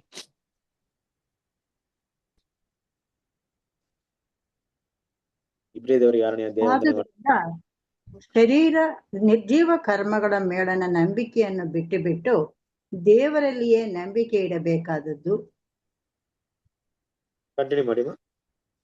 ಸ್ನಾನ, ಹಸ್ತಾರ್ಪಣಾ ವಿಷಯವಾದ ಉಪದೇಶ, ಸತ್ತವರಿಗೆ ಪುನರುತ್ಥಾನವು, ನಿತ್ಯವಾದ ನ್ಯಾಯ ತೀರ್ಪು 4ರಿಂದ ಓದ್ಬಿಡಿ. 4, 5 ಓದ್ಬಿಡಿ. 4ರಿಂದ 6 ಓದ್ಬಿಡಿ. ಒಂದು ಸಾರಿ ಜ್ಞಾನ ಪ್ರಕಾಶದಲ್ಲಿ ಸೇರಿ ಪರಲೋಕದಿಂದಾದ ದಾನದ ಅನುಭವವನ್ನು ಹೊಂದಿ ಪವಿತ್ರಾತ್ಮವರದಲ್ಲಿ ಪಾಲುಗಾರರಾಗಿ ದೇವರ ವಾಕ್ಯದ ಶ್ರೇಷ್ಠತೆಯನ್ನು, ಮುಂದಣ ಯುಗದ ಮಹತ್ವವನ್ನು ಅನುಭವಿಸಿದವರು ಭ್ರಷ್ಟರಾದರೆ ಅವರಲ್ಲಿ ತಿರುಗಿ ಮಾನಸಾಂತರವನ್ನು ಹುಟ್ಟಿಸುವುದು ಅಸಾಧ್ಯ. ಯಾಕೆಂದರೆ ಅವರು ತಮ್ಮ ಪಾಲಿಗೆ ದೇವರ ಮಗನನ್ನು ಪುನಃ ಶಿಲುಬೆಗೆ ಹಾಕುವವರು, ಆತನನ್ನು ಎಲ್ಲರ ಮುಂದೆ ಅವಮಾನ ಪಡಿಸುವವರು ಆಗಿದ್ದಾರೆ. ಓಕೆ, ನೋಡ್ರಿ ಸ್ವಲ್ಪ ಸರಸರೇ ಈ ವಾಕ್ಯ ಎಷ್ಟು ಸ್ಪಷ್ಟವಾಗಿ ರೋಮಪುರದವರ 8ನೇ ಅಧ್ಯಾಯ 7ನೇ ವಾಕ್ಯಗೆ ಹತ್ರ ಬರುತ್ತೆ ಅಂತ ಸ್ವಲ್ಪ ಚೆಕ್ ಮಾಡ್ರಿ ಅಲ್ವಾ? ದೇವರ ಮಕ್ಕಳು ಅಂತ ಆಗಕ್ ಬಂದಿರೋಂತ ನಾವು ಶತ್ರುಗಳಾದ್ರೆ ಯಾವ ಮಟ್ಟಕ್ಕೆ ಇರ್ತೀವಿ? ಯೋಚನೆ ಮಾಡ್ಬೇಕಾಗಿದೆ ಅಲ್ವಾ? ನಾವು ತಪ್ಪಾದ ದಾರಿಯಲ್ಲಿ ಹೋದ್ರೆ, ಬೈ ಮಿಸ್ಟೇಕ್ ಆದ್ರೂ ಹೋದ್ರು ಕೂಡ ದೇವರ ಆತ್ಮ ನಮ್ಮನ್ನ ಮತ್ತೆ ನೆನಪು ಮಾಡುತ್ತೆ, ನಮಗೆ ತಿಳಿಸ್ಕೊಡುತ್ತೆ. ನಾವು ತಪ್ಪಾದ ದಾರಿ ಅಂತ ದೇವ್ರು ನಮ್ಗೆ ಗೈಡ್ ಮಾಡ್ತಾರೆ. ಕ್ರಿಸ್ತನ ಪ್ರೀತಿ ಸಹೋದರ, ಅದೆಲ್ಲ ಖಂಡಿತವಾಗ್ಲು ದೇವ್ರು ಮಾಡೇ ಮಾಡ್ತಾರೆ. ಅವರ ಪ್ರೀತಿ ಅಗಾಧವಾದದ್ದು, ನಮ್ಮನೇನು ಸುಮ್ನೆ ಕರ್ದಿಲ್ಲ ಅಲ್ವಾ? ನಾವೆಲ್ಲ ದೇವರ ದೃಷ್ಟಿಯಲ್ಲಿ ಎಲೆ ಮಕ್ಳಿದ್ದಂಗೆ. ಆ ಮಗುಗೆ ಏನು ಗೊತ್ತಿಲ್ಲ ಅಂತ ಆ ತಾಯಿಗೆ ಹೆಂಗ್ ಗೊತ್ತಿರುತ್ತೋ ದೇವ್ರಿಗೂ ಗೊತ್ತು, ನಮ್ಗೇನು ಗೊತ್ತಿಲ್ಲ ಅಂತ. ಪ್ರತಿಯೊಂದು ನಾನು ಹೇಳ್ಕೊಡ್ಬೇಕು, ನಾನು ನಡೆಸ್ಬೇಕಂತ ಗೊತ್ತು. ಆದ್ರೆ ಒಂದಲ್ಲ ಒಂದಿನ ನಾವು ಬೆಳೆದು ಆ ಪೂರ್ಣ ಪುರುಷರಾಗ್ಬೇಕು ಅನ್ನೋದೇ ಉದ್ದೇಶಕ್ಕೋಸ್ಕರ ಮಗು ಇರೋದು. ಆ ಪ್ರತಿಯೊಂದು ತಾಯಿ ಮಕ್ಳು ಕೂಡ ಆ ಹುಟ್ಟಿದಂತ ಮಗು 3 ತಿಂಗಳ ಮಗು 3 ತಿಂಗಳಾಗೆ 10 ವರ್ಷ ಇರ್ಬೇಕಂತ ಯಾರಾದ್ರೂ ಆಸೆ ಪಡ್ತಾರಂದ್ರೆ ಯಾರು ಆಸೆ ಪಡಲ್ಲ. ಪ್ರತಿದಿನ ಬೆಳವಣಿಗೆ ಬರ್ಬೇಕಂತ ಆಸೆ ಪಡ್ತಾರೆ. ಬೆಳವಣಿಗೆ ಇಲ್ದೇ ಇದ್ರೆ ಕಷ್ಟವಾಗುತ್ತೆ. ಏನಾದ್ರೂ ಒಂದ್ ಆಗ್ಲಿಲ್ಲ, ಅದು ಹಂಗ ವೈಕಲ್ಯವಾಗ್ಬಿಟ್ರೆ, ಹಂಗ ಏನಾದ್ರೂ ಸರಿಯಾಗಿ ಕೆಲಸ ಮಾಡಿಲ್ಲ ತಗೊಂಡೋಗಿ ಏನ್ ಮಾಡ್ತಾರೆ, ಡಾಕ್ಟರ್ ಚೆಕ್ ಮಾಡ್ತಾರೆ. ಅಯ್ಯೋ ನನ್ ಮಗು ಈ ತರ ಆಗ್ಬಿಡ್ತಾ, ಆ ತರ ಆಗ್ಬಿಡ್ತಲ್ಲ, ಚೆನ್ನಾಗಿಲ್ವಲ್ಲ, ಆ ತರ ಕಷ್ಟ ಬರುತ್ತೆ. ನಮ್ ದೇವ್ರು ಕೂಡ ಹಿಂಗೆ ಇಷ್ಟಪಡ್ತಾ ಇದ್ದಾರೆ. ನಾವೆಲ್ಲರೂ ಕೂಡ ಕ್ರಿಸ್ತನ ಸ್ವರೂಪದಲ್ಲಿ ದಿನ ದಿನ ಬೆಳಿಬೇಕಂತ ಇಷ್ಟಪಡ್ತಾ ಇರ್ತಾರೆ. ಅದಕ್ಕೆ ಅವ್ರ ಕಡೆಯಿಂದ ಯಾವುದೇ ಒಂದು ಕೊರತೆ ಇರಬಾರ್ದು ಅಂತ ದೇವ್ರು ನೋಡ್ತಾ ಇರ್ತಾರೆ. ಪ್ರತಿಯೊಂದು ಕೂಡ ಕೊಡ್ತಾ ಇರ್ತಾರೆ. ಬಟ್ ನಾವು ಆ ವಿಷಯಗಳಿಗೆ, ಆ ಎಲ್ಲಾ ವಿಷಯಗಳನ್ನ ತಗೊಂಡು, ಇಷ್ಟೆಲ್ಲ ನಾವು ದೇವ್ರ ಕಡೆಯಿಂದ ತಗೊಂಡು ದೇವರನ್ನ ನಾವು ಬಿಟ್ಟು ಹೋಗ್ತೀವಂದ್ರೆ ಎಷ್ಟ್ರ ಮಟ್ಟಿಗೆ ನೋಡಿ. ಆ ವಾಕ್ಯ ನೋಡ್ಬೇಕು, ಇಬ್ರಿಯದವರಿಗೆ ಮತ್ತೆ ಆತನ ಶಿಲುಬೆಯಲ್ಲಿ ಹಾಕೋದು, ಮತ್ತೆ ಅವಮಾನ ಮಾಡೋದಕ್ಕೆ ಸಮವಾಗುತ್ತೆ. ಅಂತವ್ರು ಹೇಗಿರ್ತಾರೆ ಅಂದ್ರೆ ದೇವರಿಗೆ ಶತ್ರುಗಳಾಗಿರ್ತಾರೆ. ತಿಳಿದೇ ಮಾಡಿದ್ರು ಸದಸ್ಯರು, ಪರಿಸರು, ರೋಮನ್ ಜನರು ಎಲ್ಲ ತಿಳಿದು ಮಾಡುವಂತ ನಾವು ಶಿಲುಬೆಗೆ ಹಾಕೋರು ಹೆಂಗಿರ್ತೀವಿ? ಯಾರು ತುಂಬಾ ದೇವರಿಗೆ ಕೆಟ್ಟವರಾಗಿರ್ತಾರೆ? ಎಲ್ಲವನ್ನು ತಿಳಿದು ಮಾಡುವಂತ ದೇವ್ರ ಮಕ್ಕಳು ನಾವು ದೇವ್ರಿಗೆ ಎಂತ ಶತ್ರುಗಳಾಗಿರ್ತೀವಿ. ಆದ್ರಿಂದ ಅದಕ್ಕೆ ಈ ರೀತಿ ಪರಿಸ್ಥಿತಿ ಬಂದವರಿಗೆ ನೆಕ್ಸ್ಟ್ ಪಾಯಿಂಟ್ ಹೇಳ್ತಿರೋದು ಏನಪ್ಪಾ ಅಂದ್ರೆ, ಅಂತ ಮನಸ್ಸು ದೇವರ ನಿಯಮಕ್ಕೆ ಒಳಪಡುವುದಿಲ್ಲ. ಆ ಸ್ಟೇಜ್ ನಾವೇನೋ ಬಂದ್ಬಿಟ್ರೆ ಮತ್ತೆ ದೇವರ ವಾಕ್ಯನ ಕೇಳಿ ನಮ್ಮನ್ನ ಸರಿಪಡಿಸ್ಕೊಳ್ಳೋಂತ ಒಂದು ಹಂತಕ್ಕೆ ನಾವು ಹೋಗೋದಕ್ಕೆ ತುಂಬಾ ಕಷ್ಟವಾಗುತ್ತೆ ಅಲ್ವಾ? ಒಳಪಡಿದೂ ಇಲ್ಲ, ಅದು ಒಳಪಡಲ್ಲ. ನಾನು ಪ್ರಯತ್ನ ಪಟ್ಟರು ಆಗಲ್ಲ. ಶರೀರ ದಿನ ಸ್ವಭಾವಗಳ ಮೇಲೆ, ಶರೀರ ಭಾವಗಳ ಮೇಲೆ ನಾವು ಮನಸ್ಸಿಡಬಾರ್ದು. ಮನಸ್ಸು ಅಂತ ಹೇಳಿದ ತಕ್ಷಣ ನಾವು ಅನ್ಕೊಬಹುದು, ಓಕೆ ನಾನು ಏನಿಲ್ಲ ಬ್ರದರ್, ಸುಮ್ಮನೆ ಮೈಂಡಲ್ಲಿ ಥಿಂಕ್ ಮಾಡ್ದೆ ಅಷ್ಟೇ. ಕ್ರಿಸ್ತನ ಪ್ರೀತಿಯ ಸರಿದೆ, ಯಾವ್ದನ್ನ ನಾವು ಸಂಪೂರ್ಣವಾಗಿ ಇಷ್ಟಪಟ್ಬಿಡ್ತೀವೋ ಅದು ದೇವರ ದೃಷ್ಟಿಯಲ್ಲಿ ಮಾಡ್ದಂಗೆ. ಆ ರೀತಿಯಾದಂತ ವಿಷಯಗಳಿಂದ ದೇವ್ರ ಮಕ್ಳು ಏನ್ ಮಾಡ್ಬೇಕು?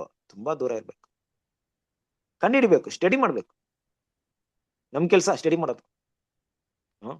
ಇವತ್ತು ನಮ್ಮ ಮನೇಲಿ ನಮ್ ಕೈಯಲ್ಲಿ ನಮ್ಗೆ ಪ್ರತಿದಿನ ಅಡಿಗೆ ಬೇಕು, ಊಟ ಬೇಕು, ಬಟ್ಟೆ ಬೇಕಂದಾಗ ಬಟ್ಟೆಗಳನ್ನ ನಾವು ಚೂಸ್ ಮಾಡ್ತಿಲ್ವಾ? ನಮ್ಗೆ ಎಂತರ ಬಟ್ಟೆ ಹಾಕ್ಬೇಕು, ಯಾವ ತರ ಅಡಿಗೆ ಮಾಡಿ ನಾವು ತಿನ್ಬೇಕು, ಯಾವ್ದು ನನ್ಗೆ ಆರೋಗ್ಯ ಹುಡುಕ್ತಾ ಇಲ್ವಾ? ನೋಡಿ ಟೆಕ್ನಾಲಜಿ ಹೆಂಗಿದೆ ಅಂದ್ರೆ, ಪ್ರತಿಯೊಬ್ಬ ಮನುಷ್ಯ ನನ್ನ ತಟ್ಟೆಲಿರುವಂತ ಊಟದಲ್ಲಿ ಎಷ್ಟು ಕ್ಯಾಲೋರಿ ಇದೆ, ಎಷ್ಟು ಪೋಷಕಾಂಶ ಇದೆ, ಎಷ್ಟು ವಿಟಮಿನ್ಸ್ ಇದೆ ಅಂತ ತಿಳ್ಕೊಳ್ಳೋಷ್ಟು ನಾಲೆಜ್ ಬರ್ಕೊಂಡ್ಬಿಟ್ಟಿದೆ. ಅಷ್ಟು ಇಂಟೆಲಿಜೆಂಟ್ ಆಗಿ ಹೋಗ್ತಾ ಇದೀವಿ ಇವತ್ತು ಪ್ರಪಂಚ. ಇದೇ ಊಟ ಮಾಡ್ಬೇಕು, ಇದನ್ನೇ ಮಾಡ್ಬಾರ್ದು, ಅಷ್ಟೊಂದು ಇಂಪಾರ್ಟೆನ್ಸ್ ಕೊಡ್ತೀವಿ. ಯಾರು ಕೊಡ್ತಾರದು? ನಾವೇ ತಾನೇ ಹುಡುಕಿ ಕಲಿತೀವಿ. ದೇವ್ರ ವಾಕ್ಯದ ವಿಷಯದ ಮಾತ್ರ ಹೆಂಗಿರುತ್ತೆ, ನಮ್ಗೆ ಯಾರಾದ್ರೂ ಏನೆಲ್ಲದೆ ಕೇಳ್ಕೊಳ್ತೀವಿ ಅಷ್ಟೇ. ನಾವು ಹುಡ್ಕಕ್ಕಂತೂ ಹೋಗಲ್ಲ, ಪ್ರಯತ್ನ ಪಡಲ್ಲ. ಪ್ರಯತ್ನ ಪಡ್ಬೇಕು. ಯಾವುದು ಶರೀರ ಭಾವದ ವಿಷಯಗಳು ಅಂತ ನಾವು ಲಿಸ್ಟ್ ನಾವ್ ಹಾಕೊಬೇಕು, ಹುಡುಕ್ಬೇಕು. ಯಾವ ವಿಷಯದಲ್ಲಿ ಶರೀರದ ಭಾವದ ವಿಷಯದಲ್ಲಿ ನಾನು ಮನಸ್ಸಿಡ್ತಾ ಇದ್ದೀನಿ ಇದೆಲ್ಲ ಈ ರೀತಿ ಇದ್ರ ಮೇಲೆ ಮನಸ್ಸಿಟ್ರೆ ಅದು ಶರೀರ ಭಾವನ ಇಲ್ಲ ದೇವರಿಗೆ ಮೆಚ್ಚುಗೆ ಆಗಿದ್ದಂತ ದೇವ್ರ ಮಕ್ಕಳು ನಿಖರವಾಗಿ ತಿಳ್ಕೊಂಡಿರ್ಬೇಕು, ಕಂಡಿಡಿದ್ಬೇಕು. ಗೊತ್ತಿಲ್ಲ, ಮಿಸ್ಟೇಕ್ ಆಗ್ಬಿಡ್ತು, ತುಂಬಾ ಈಸಿ ಹೇಳೋದು ಅಲ್ವಾ? ಸರ ಮನುಷ್ಯರ ಮುಂದೆ ಎಕ್ಸ್ಕ್ಯೂಸ್ ಎಲ್ಲ ತುಂಬಾನೇ ಈಸಿ ಬಿಡ್ರಿ. ನಾವು ಕೂಡ ಹೇಳ್ಬಿಡ್ತೀವಿ, ನಾವೆಲ್ಲರೂ ಮಾಡೋದಂತ ಕೆಲಸ ಇಲ್ಲ ಈ ವಿಷಯಗಳು. ಆದ್ರೆ ಒಂದು ಕ್ಷಣ ದೇವರು ಕೊಡೋದ ತ್ಯಾಗವನ್ನು ಮನಸ್ಸಲ್ಲಿ ಇಟ್ಕೊಳ್ಳೋಣ. ಆ ತ್ಯಾಗ ಎಷ್ಟು ದೊಡ್ಡದು ಇರ್ಬೋದು. ದೇವ್ರು ನಮ್ಮನ್ನ ಎಷ್ಟು ಪ್ರೀತಿ ಮಾಡಿ ಈ ಕೆಲಸ ಮಾಡಿರ್ಬೋದು. ನಮ್ಮ ಮೇಲೆ ಎಷ್ಟು ದೊಡ್ಡ ಪ್ರೀತಿ ಇದ್ರೆ ನಾವು ಈ ತರ ಮಾಡಿರ್ಬೋದು. ಆ ಪ್ರೀತಿ ಅಂದ್ರೆ ಏನರ್ಥ? ಸುಮ್ನೆ ನಿಮ್ಮ ಮೇಲೆ ಪ್ರೀತಿ ಕೊಡ್ತೀನಿ, ಮಗನ್ ಕೊಡ್ತೀನಿ ಅಂತಲ್ಲ. ನಮ್ಮ ದೇವರ ಸನ್ನಿಧಿಗೆ ಬರ್ಬೇಕಂತ ಎಷ್ಟು ಆಸೆ ಪಟ್ಟಿರ್ಬೋದು ದೇವ್ರು. ಈ ರೀತಿ ಮಾಡೋದ್ರಿಂದ ನಾವು ದೇವ್ರ ಮಕ್ಳು, ಎಲ್ಲಾ ಮಕ್ಳು ನನ್ನ ಹತ್ರ ಬರ್ತಾರೆ. ನಿಜವಾಗ್ಲೂ ಸಭೆ ಆಗಿರುವಂತ ಅವರು ನನ್ನ ಸನ್ನಿಧಿಗೆ ಬರ್ತಾರೆ ಅಂತ ದೇವ್ರು ಎಷ್ಟು ಆಸೆ ಪಟ್ಟಿರ್ಬೋದು.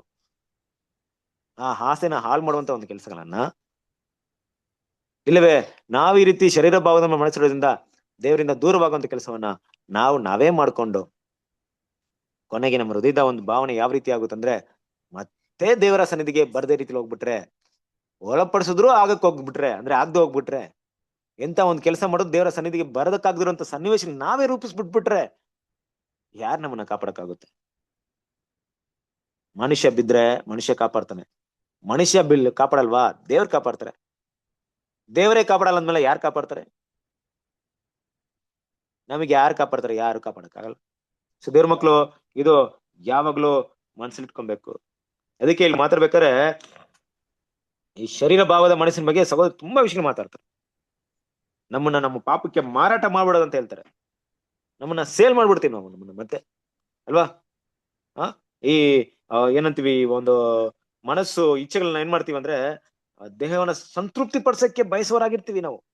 ದೇವರ ವಾಕ್ಯಕ್ಕಿಂತ, ತ್ಯಾಗ ಮಾಡೋಕ್ಕಿಂತ, ಸ್ಯಾಕ್ರಿಫೈಸ್ ಮಾಡೋಕ್ಕಿಂತ ನಮ್ಗೆ ಹೆಚ್ಚಾಗಿ ನಮ್ಮ ಒಂದು ಶರೀರವನ್ನ ತೃಪ್ತಿ ಪಡಿಸೋದ್ರಲ್ಲಿ ತುಂಬಾ ಆಸಕ್ತಿ ತೋರಿಸ್ಬಿಡ್ತೀವಿ ನಾವು. ತ್ಯಾಗ ಇಷ್ಟ ಆಗಲ್ಲ ನಮ್ಗೆ.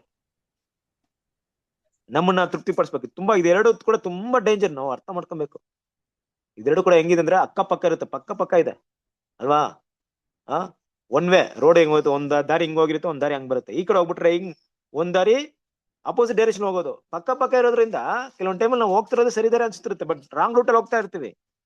ಅರ್ಥ ಮಾಡ್ಕೊಬೇಕು ಅಲ್ವಾ? ಸರ್, ನಮ್ಮನ್ನ ನಾವು ಹೆಚ್ಚಾಗಿ ತೋರ್ಸ್ಕೊಳಕ್ಕೆ, ನಮ್ಮ ಗುಣಗಳನ್ನ ಎಲ್ರ ಮುಂದೆ ದೊಡ್ಡದಾಗಿ ತೋರ್ಸ್ಕೊಳಕ್ಕೆ, ನಮ್ಮ ಒಂದು ಸ್ವಭಾವವನ್ನ ತುಂಬಾ ಆಸೆ ಪಡೋರಾಗಿದ್ದು ಅಲ್ವಾ? ಯಾವಾಗ್ಲೂ ಕೂಡ ನಮ್ಮ ಜ್ಞಾನ ತಿಳುವಳಿಕೆಯನ್ನ ಎಲ್ರ ಮುಂದೆ ಮೆಚ್ಚೋಕೆ ನಾವು ಪ್ರಯತ್ನ ಪಡೋರಾಗಿದ್ದು. ಇದೆಲ್ಲ ಶರೀರ ಭಾವದವು. ತುಂಬಾ ವಿಷಯಗಳು ಮಾತಾಡ್ತಾರೆ, ಅದನ್ನು ಮಾತಾಡಕ್ಕೆ ನಮ್ಗೆ ತುಂಬಾ ಸಮಯ ಬೇಕು ಮಾತಾಡಕ್ಕೆ. ದೇವ್ರ ಮಕ್ಕಳು, ಅದರಿಂದ ಇಂಥ ವಿಷಯಗಳಿಂದ ನಾವ್ ಏನ್ ಮಾಡೋಣ? ದೂರವಾಗಿರೋಣ. 1 ಕೊರಿಂಥದವರು 2ನೇ ಅಧ್ಯಾಯ 14ನೇ ವಾಕ್ಯ.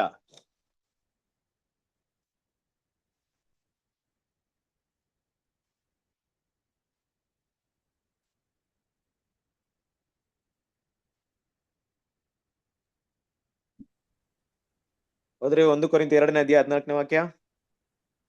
ಪ್ರಾಕೃತ ಮನುಷ್ಯನು ದೇವರಾತ್ಮನ ವಿಷಯಗಳನ್ನು ಬೇಡವೆನ್ನುತ್ತಾನೆ. ಅವು ಅವನಿಗೆ ಹುಚ್ಚು ಮಾತಾಗಿ ತೋರುತ್ತವೆ. ಅವು ಆತ್ಮ ವಿಚಾರದಿಂದ ತಿಳಿಯತಕ್ಕವುಗಳಿರಲಾಗಿ ಅವನು ಅವುಗಳನ್ನು ಗ್ರಹಿಸಲಾರನು. ನೋಡಿದ್ರೆ ಕ್ರಿಸ್ತನ ಪ್ರೀತಿಯ ಸಹೋದರರೇ, ಏನಿದು? ಯಾಕೆ ಈ ರೀತಿ ಮಾತಾಡ್ತಿರೋದು? ಅಂದ್ರೆ ಒಂದು ಸರಿ ದೇವ್ರ ಹತ್ರ ಬಂದು ನಾವು ಪ್ರಾಕೃತ ಅಂದ್ರೆ ಶರೀರ ಸ್ವಭಾವದ ವಿಷಯಗಳನ್ನ ನಾವು ನೆರವೇರ್ಸಕ್ ಇಷ್ಟಪಡೋದಾಗಿದ್ರೆ ದೇವರು ತನ್ನ ಆತ್ಮವನ್ನ ನಮ್ಮಿಂದ ತೆಗೆದು ಬಿಡ್ತಾರೆ. ಈ ತರ ಇನ್ಸಿಡೆಂಟ್ ಇದೆಯಾ? ಹಾ, ಆಗಿದೆ ಇನ್ಸಿಡೆಂಟ್ ಈ ತರ? ನೋಡ್ರಿ, ಕೀರ್ತನೆ 51ನೇ ಕೀರ್ತನೆ 5ನೇ ವಾಕ್ಯ ಓದ್ರಿ. ದಾವಿದ್ ಮಾತಾಡ್ತಾರೆ ನೋಡ್ರಿ ಮಾತು. 51ನೇ ಕೀರ್ತನೆ 5ನೇ ವಾಕ್ಯ.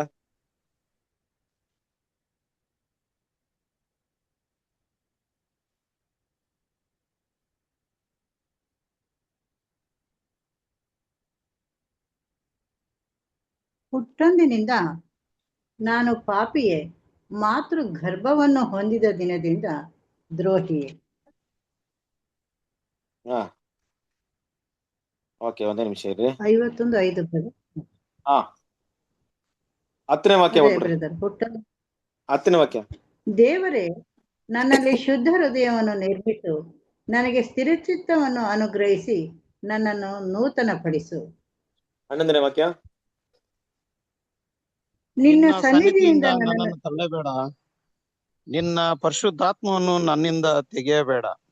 ಹಾ, ನಿನ್ನ ಸನ್ನಿಧಿಯಿಂದ ನನ್ನನ್ನು ತಳ್ಳಬೇಡ, ನಿನ್ನ ಪರಿಶುದ್ಧಾತ್ಮ ನನ್ನಿಂದ ತೆಗೆಯಬೇಡ. ಯಾಕೆ ಈ ರೀತಿ ಮಾತಾಡ್ತಾ ಇದ್ರೆ ಹೇಳಿ? ಯಾಕೆ ಈ ರೀತಿ ಮಾತಾಡ್ತಾರೆ ಗೊತ್ತಾ? ದಾವಿದನ್ ಯಾಕೆ ಮಾತಾಡ್ತಾರೆ ಗೊತ್ತಾ? ದಾವಿದನಿಗೆ ಸೌಲನ ಬಗ್ಗೆ ಚೆನ್ನಾಗಿ ಗೊತ್ತಿತ್ತು. ಸೌಲ್ನ ಯಾವಾಗ ದೇವ್ರ ಮಾತು ಅವಿದೇರಾದ್ರೋ ದುರಾತ್ಮ ಬಂದವ್ರನ್ನ ಹಿಡ್ಕೊಂಡ್ಬಿಡ್ತು ಅಲ್ವಾ? ದಾವಿದ್ ಕೂಡ ಇವತ್ತು ಅದೇ ಕೆಲಸ ಮಾಡಿದ್ರೆ. ಆ ಕೆಲಸ ಮಾಡಿದ್ಮೇಲೆ ದಾವಿದ್ ತುಂಬಾ ಭಯ ಬಂದ್ಬಿಡ್ತು. ಅಯ್ಯೋ, ಮತ್ತೆ ದೇವ್ರ ಆತ್ಮೆಯನ್ನ ತೆಗೆದು ಬಿಟ್ರೆ ಮುಗಿತಪ್ಪ ನನ್ನ ಲೈಫ್. ಅದಕ್ಕೆ ಬೇಲಾಡ್ತಾರೆ ದೇವ್ರ ಹತ್ರ, ದೇವರೇ ದಯವಿಟ್ಟು ನಿಮ್ಮ ಆತ್ಮವನ್ನು ಮಾತ್ರ ತೆಗೆದು ಬಿಡ್ಬೇಡ್ರಿ, ನಿಮ್ಮ ಪವಿತ್ರ ಆತ್ಮವನ್ನು ತೆಗೆದು ಬಿಡ್ಬೇಡ್ರಿ ಅಲ್ವಾ? ದೇವ್ರ ಮಕ್ಳು, ಇಲ್ಲಿ ಅರ್ಥ ಮಾಡ್ಕೊಳ್ಳೋಂತ ವಿಷಯ ತುಂಬಾ ಇದೆ ಅಲ್ವಾ? ನಾವೇನಾದ್ರೂ ಈ ರೀತಿ ಆದಾಗ ದೇವ್ರ ಒಂದ್ ವೇಳೆ ದೇವ್ರ ಆತ್ಮನ ತೆಗೆದು ಬಿಟ್ರೆ ದೇವ್ರ ವಿಷಯಗಳನ್ನ ನಮ್ ಕೈಲಿ ಅರ್ಥ ಮಾಡ್ಕೊಳಕ್ಕಾಗಲ್ಲ. ದೇವರ ಡೈರೆಕ್ಷನ್ ದೇವ್ರ ಕೊಡುವಂತ ಮಾರ್ಗದರ್ಶನ ನಡೆಯಕ್ಕಾಗಲ್ಲ. ಮಾರ್ಗದರ್ಶನ ಕೊಡಕ್ಕೆ ದೇವ್ರ ಆತ್ಮ ಇದ್ರತಾರೆ.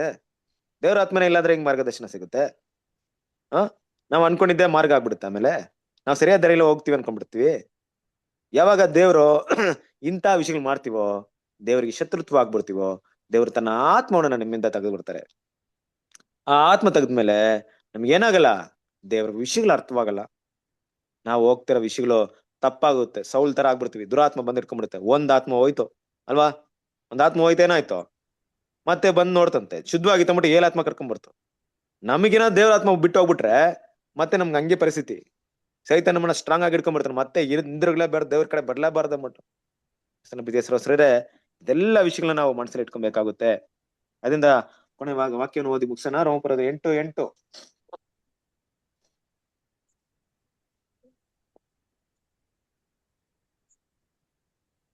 ಶರೀರ ಭಾವದೀನರು ದೇವರಿಗೆ ಮೆಚ್ಚುಗೆಯಾಗಿರಲಾರರು. ನೋಡಿದ್ರ, ಶರೀರ ಭಾವಾದಿನರು ದೇವರಿಗೆ ಮೆಚ್ಚುಗೆ ಆಗಿರಲಾರರು. ನಾವು ಬಂದಿರೋದೇ ದೇವ್ರನ್ನ ಮೆಚ್ಚಕ್ಕೆ. ಇನ್ ಯಾರಾದ್ರೂ ಮೆಚ್ಚಿಸ್ಬೇಕಾ ನಮ್ಗೆ? ಯೋಚನೆ ಮಾಡಿ. ನಮ್ಮ ಮೈಂಡಲ್ಲಿ ಬೇರೆ ಯಾರಾದ್ರೂ ಇದೆಯಾ? ಯಾರ್ ಮೆಚ್ಚಿಸೋಣ ಈಗ? ಬ್ರದರ್ಸ್ ಮೆಚ್ಚಿಸೋನ್ವಾ? ನಮ್ಮ ಮನೆಯವ್ರನ್ನ ಮೆಚ್ಚಿಸೋನ್ವಾ? ಯಾರ್ ಮೆಚ್ಚೋಕೆ ನಮ್ ಸ್ಯಾಕ್ರಿಫೈಸ್ ಆಗಿರತ್ತೋ? ದೇವ್ರು ಮೆಚ್ಬೇಕು. ದೇವರೇ ಮೆಚ್ಚಿಲ್ಲ ಅಂದ್ರೆ ನಮ್ ಸ್ಯಾಕ್ರಿಫೈಸ್ ಏನಕ್ಕೆ? ನಮ್ ಬಲಿ ಏನಕ್ಕೆ? ನಮ್ ಅರ್ಪಣೆ ಏನಕ್ಕೆ? ನಮ್ ತ್ಯಾಗ ಏನಕ್ಕೆ? ನಮ್ ಕ್ಲಾಸ್ ಏನಕ್ಕೆ? ಮೀಟಿಂಗ್ ಏನಕ್ಕೆ? ದೇವ್ರು ಮೆಚ್ಚಿಸ್ಬೇಕು. ಕ್ರಿಸ್ತನ ಪ್ರೀತಿ ನೋಡೋಣ, ನಾವು ದೇವ್ರ ಮೆಚ್ಚಿಕಂತ ಬಂದ್ಬಿಟ್ಟು ದೇವ್ರು ನಮ್ಮ ಮೇಲೆ ಕಹಿಯಾದ ಭಾವನೆ ಉಳ್ಳವರಾಗಿದ್ದಾರ? ದೇವ್ರು ನಮ್ಮ ವಿಷಯದಲ್ಲಿ ತುಂಬಾ ಮನಸ್ಸು ನೊಂದೋಗಿದಾರ? ಇಲ್ಲ ಏನಾದ್ರೂ ನಮ್ಮಿಂದ ಬೇಸರಗೊಂಡಿದಾರ? ನಾವು ಮಾಡೋದ ಕೆಲಸ ದೇವ್ರಿಗೆ ಅತೃಪ್ತಿನ ಕೊಡ್ತಿದ್ಯಾ? ಗಮನಿಸ್ಬೇಕು. ಇದು ದೇವರ ಆತ್ಮ ಕನೆಕ್ಷನ್ಸ್ ನಮ್ಗೆ ಇರ್ಬೇಕು. ಇಲ್ದೇ ಇದ್ರು ದೇವರ ಸನ್ನಿಧಿಗೆ ಹೋಗೋಣ. ಕೀರ್ತನೆಗಾರ ಕೇಳಿದಂತೆ ಕೇಳೋಣ, ದೇವರೇ ಶುದ್ಧವಾದ ಹೃದಯ ನನ್ನಲ್ಲಿ ರೂಪಿಸು, ನಿನ್ನ ಆತ್ಮನ ದಯವಿಟ್ಟು ತೆಗೆದು ಬಿಡ. ದೇವರೇ ತೆಗೆದ್ಬಿಟ್ರೆ ನಾವು ಯಾರ ಹತ್ರ ಹೋಗ್ತೀವಿ? ಮತ್ತೆ ನನಗೆ ನಿಮ್ಮ ಬಲದಿಂದ ನಮ್ಮನ್ನ ನಡೆಸಿ ಅಂತ ದೇವ್ರ ಹತ್ರ ನಾವು ಬೇಡವರಾಗಿರ್ಬೇಕು. ಕ್ರಿಸ್ತನ ಪ್ರೀತಿ ದೇವ್ರ ಹತ್ರ ಅಂಗಳಾಚೂರಾಗಿರ್ಬೇಕು. ನಾವು ಯಾವುದೇ ಕಾರಣಕ್ಕೂ ಇಂತಹ ಸನ್ನಿವೇಶದಲ್ಲಿ ನಾವು ಕಾಣಲ್ಪಡಲೇಬಾರ್ದು. ಅದರಿಂದ ದೇವರಿಗೆ ಮೆಚ್ಚುಗೆ ಆಗಿರೋದಕ್ಕೆ ನಮ್ಮ ಬಲಿ ಸಮರ್ಪಣೆ ಇರೋದು. ಈ ವಾಕ್ಯದ ಕುರಿತಾಗಿ ಇನ್ನು ಕೂಡ ಕೆಲವೊಂದು ವಿಷಯಗಳನ್ನ ನಾವು ಮುಂದೆ ಬರುವಂತಹ ದಿನಗಳಲ್ಲಿ ಸ್ಟಡಿ ಮಾಡೋಣ. ದೇವರು ಈ ಪಾಠಗಳನ್ನ ಆಶೀರ್ವದಿಸಲಿ. ಆಮೇನ್.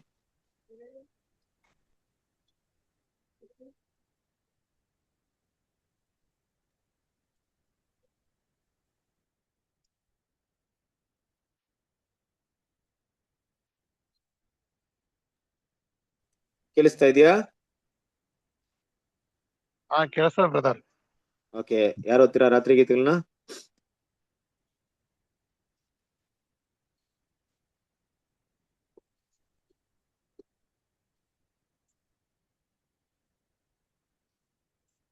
ಯಾರಾದ್ರೂ ಓದ್ತೀರಾ? ಕಾಣಿಸ್ತಾ ಇದೆಯಾ? ಸ್ಕ್ರೀನ್ ಮೇಲೆ ಹಾಕಿದೀನಿ, ನೀವು ಓದೋದು ಯಾರಾದ್ರೂ ಓದಿ ಸಿಸ್ಟರ್, ಓದಿ.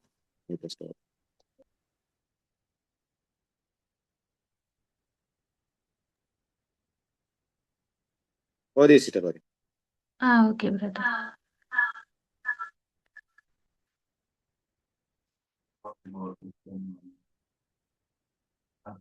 ರಾತ್ರಿಯ ಗೀತೆಗಳು. ಏಪ್ರಿಲ್ 20. ನಮ್ಮ ಪಸ್ಕವಾಗಿರುವ ಕ್ರಿಸ್ತನೇ ನಮಗೋಸ್ಕರ ಯಜ್ಞಾರ್ಪಿತವಾಗಿದ್ದಾನೆ. ಆದ ಕಾರಣ ಹಬ್ಬವನ್ನು ಆಚರಿಸೋಣ. 1 ಕೊರಿಂಥದವರಿಗೆ 5ನೇ ಅಧ್ಯಾಯ 7-8 ವಚನಗಳು. ಯಹೂದ್ಯರ ಪಸ್ಕ ಹಬ್ಬ ನೆನೆಸಿಕೊಳ್ಳುವುದನ್ನು ಕರ್ತನ ರಾತ್ರಿ ಭೋಜನದ ಸಂಬಂಧದಲ್ಲಿ ನೋಡಿದಾಗ ಈ ಪದಗಳಲ್ಲಿ ಎಂತಹ ಅರ್ಥವಿದೆ! ಹೇಗೆ ಛಾಯೆಯಲ್ಲಿರುವ ಬೆಳಕು ನಿಜರೂಪವನ್ನು ಬೆಳಗಿಸುತ್ತದೆ, ಹೇಗೆ ಇಸ್ರಾಯೇಲಿನ ಜ್ಯೇಷ್ಠ ಪುತ್ರರು ಮರಣದ ಅಪಾಯಕ್ಕೀಡಾದಂತೆ ಪರಲೋಕದಲ್ಲಿ ಹೆಸರು ಬರೆಯಲ್ಪಟ್ಟಿರುವ ಮೊದಲ ಫಲವಾದ ಸಭೆಯವರು ಈಗ ನಿತ್ಯ ಜೀವ ಅಥವಾ ನಿತ್ಯ ಮರಣದ ಶೋಧನೆಯಡಿಯಲ್ಲಿದ್ದಾರೆ. ಆಗ ಛಾಯೆಯಲ್ಲಿದ್ದ ಎಲ್ಲ ಜ್ಯೇಷ್ಠ ಪುತ್ರರು ಎಲ್ಲಿಯವರೆಗೆ ಮನೆಯಲ್ಲೇ ಇದ್ದು ಕುರಿಮರಿಯನ್ನು ತಿಂದು ಅದರ ರಕ್ತವನ್ನು ಮನೆಯ ಬಾಗಿಲ ನಿಲುವು ಕಂಬಗಳಿಗೂ ಮೇಲಿನ ಪಟ್ಟಿಗೂ ಹಚ್ಚಿ ಸುರಕ್ಷಿತರಾಗಿದ್ದಾರೋ, ಹಾಗೆಯೇ ವಿಶ್ವಾಸದ ಮನೆವಾರ್ತೆಯವರಾದ ನಾವು ಉತ್ತಮವಾದ ಹಚ್ಚಿದ ರಕ್ತದೊಳಗೆ ನೆಲೆಸಿದ್ದಾರೆ. ಯೇಸು ಎಂಬ ಪಸ್ಕದ ಕುರಿಮರಿಯನ್ನು ಸಾಂಕೇತಿಕವಾಗಿ ತಿಂದು ಮರಣದಿಂದ ಸುರಕ್ಷಿತವಾಗಿರುತ್ತೇವೆ. ದೇವರ ಏರ್ಪಾಡಿನಲ್ಲಿ ನಿಶ್ಚಯವಾಗಿ ನಿತ್ಯ ಜೀವವನ್ನು ಪಡೆಯುತ್ತೇವೆ. ಛಾಯೆಯ ಕುರಿಮರಿಯನ್ನು ಈಗ ನಾವು ಅಂಗೀಕರಿಸುವುದಿಲ್ಲ, ಆದರೆ ಇದಕ್ಕೆ ಬದಲಾಗಿ ಈ ಲೋಕದ ಪಾಪವನ್ನು ತೆಗೆದುಹಾಕುವ ದೇವರ ಕುರಿಮರಿಯನ್ನು ಅಂಗೀಕರಿಸುತ್ತೇವೆ. ಆತನನ್ನು ನಾವು ಸೇವಿಸುತ್ತೇವೆ. ಅರ್ಥಗತವಾಗಿ ಆತನ ಮಾಂಸವನ್ನು ತಿನ್ನುವುದಿಲ್ಲ, ಆದರೆ ನಂಬಿಕೆಯ ಮೂಲಕ ಆತನ ಬಲಿಯ ಸವಲತ್ತಿನಲ್ಲಿ ಭಾಗವಹಿಸುತ್ತೇವೆ ಮತ್ತು ಅದನ್ನು ನಮ್ಮದಾಗಿಸಿಕೊಳ್ಳುತ್ತೇವೆ. ಈ ಇಡೀ ರಾತ್ರಿ ಎಂಬ ಸುವಾರ್ಥ ಯುಗದಲ್ಲಿ ನಾವು ನಮ್ಮ ಕುರಿಮರಿಯನ್ನು ಬಿಡುಗಡೆ ಹೊಂದುವ 1000 ವರ್ಷದ ಬೆಳಗಿನವರೆಗೂ ತಿನ್ನುತ್ತೇವೆ. ವಾರ್ಷಿಕ ಜ್ಞಾಪಕದ ರಾತ್ರಿ ಭೋಜನವು ನಮಗೆ ಹಬ್ಬವಲ್ಲ, ಆದರೆ ಅದು ಪ್ರಧಾನ ಛಾಯೆ ಅಥವಾ ಉದಾಹರಣೆಯಾಗಿದೆ, ನೆನೆಸಿಕೊಳ್ಳುವುದಾಗಿದೆ. ಬಹಳ ಸುಂದರವಾದದ್ದು, ಬಹಳ ಗಂಭೀರವಾದದ್ದು, ಉಪಯೋಗವುಳ್ಳದ್ದಾಗಿದೆ. ಆದ್ದರಿಂದ ವಿಶ್ವಾಸದ ಈ ಹಬ್ಬವನ್ನು ಮತ್ತು ನೆನೆಸಿಕೊಳ್ಳುವ ರಾತ್ರಿಯ ಭೋಜನ ಎರಡನ್ನೂ ಆಚರಿಸೋಣ. Thank you brother. Thank you. ಇವತ್ತಿನ ರಾತ್ರಿ ಗೀತೆ ಕೂಡ ಸುಂದರವಾದಂತಹ ಒಂದು ವಿಷಯವನ್ನ ಇಲ್ಲಿ ಒಳಗೊಂಡಿದೆ. ನಮ್ಮ ಪಸ್ಕವಾಗಿರುವಂತ ಕ್ರಿಸ್ತನೇ ನಮಗೋಸ್ಕರ ಯಜ್ಞ ಅರ್ಪಿತವಾಗಿದ್ದಾನೆ, ಅದ ಕಾರಣ ಹಬ್ಬವನ್ನು ಆಚರಿಸೋಣ. ಗೊತ್ತಾಯ್ತು, ನಮ್ಮೆಲ್ರಿಗೂ ಕೂಡ ಪಸ್ಕ ಮುಗೀತು, ಪಾಸ್ವರ್ ಮುಗೀತು. ಅದು ಕೂಡ ಪ್ರತಿ ಸರಿ ಕ್ರಿಸ್ತನ ಬಳಿ ತ್ಯಾಗಗಳು ನಮ್ಮ ಮುಂದೆ ಕಾಣಿಸಲ್ಪಡ್ಬೇಕು. ಕ್ರಿಸ್ತನ ಪ್ರಿಯ ಸರಿರೇ, ನಾವು ಮಾಡಿದಂತ ಆ ಒಂದು ಪಾತ್ರೆಯನ್ನು ಪಾಳು ಮಾಡಿದಂತ ವಿಷಯನ ನಮ್ಮ ಜೀವನ ಪೂರ್ತಿ ನೆರವೇರಿಸಬೇಕಾಗಿದೆ. ಅದು ನಮ್ಗೆ ಒಂದು ಕೃಪೆಯಾಗಿ ಕೊಡಲ್ಪಡ್ತಾ ಇದೆ. ಪ್ರತಿದಿನ ಕೂಡ ಅದನ್ನ ನೆನೆಸ್ಕೊಂಡು ಅಲ್ವಾ, ಶರೀರ ಭಾವದ ಮೇಲೆ ಮನಸ್ಸಿಡದೆ ದೇವರ ವಿಷಯ ಮನಸ್ಸಿಟ್ಟು ನಾವು ಮುಂದುವರಿಯೋದಕ್ಕೆ ದೇವ್ರ ಸಹಾಯ ಮಾಡ್ಲಿ. ಮನವನ್ನ ಈ ಒಂದು ರಾತ್ರಿ ಗೀತವನ್ನ ಧ್ಯಾನ ಮಾಡ್ರಿ. ದೇವ್ರು ನಿಮ್ಗೆ ಪ್ರಯೋಜನವಾದಂತ ಒಂದು ಜ್ಞಾನವನ್ನು ಕೊಡ್ಲಿ ಅಂತ ನಾವು ಪ್ರಾರ್ಥನೆ ಮಾಡೋಣ. ಸೊ ಕೊನೆಯದಾಗಿ ನಾವು ಪ್ರಾರ್ಥನೆ ಮಾಡಿ ಒಂದು ಕೂಟವನ್ನ ಮುಕ್ತಾಯ ಮಾಡೋಣ.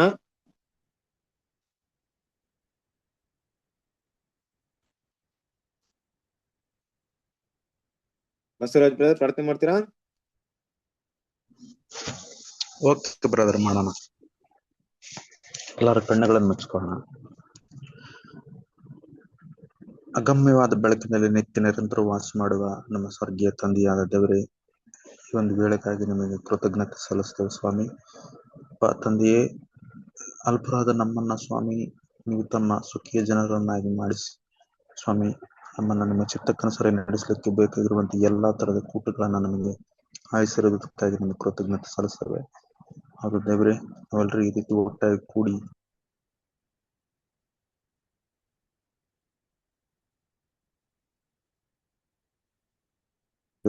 ಕೃತಜ್ಞತೆ ಸಲ್ಲಿಸ್ತೇವೆ.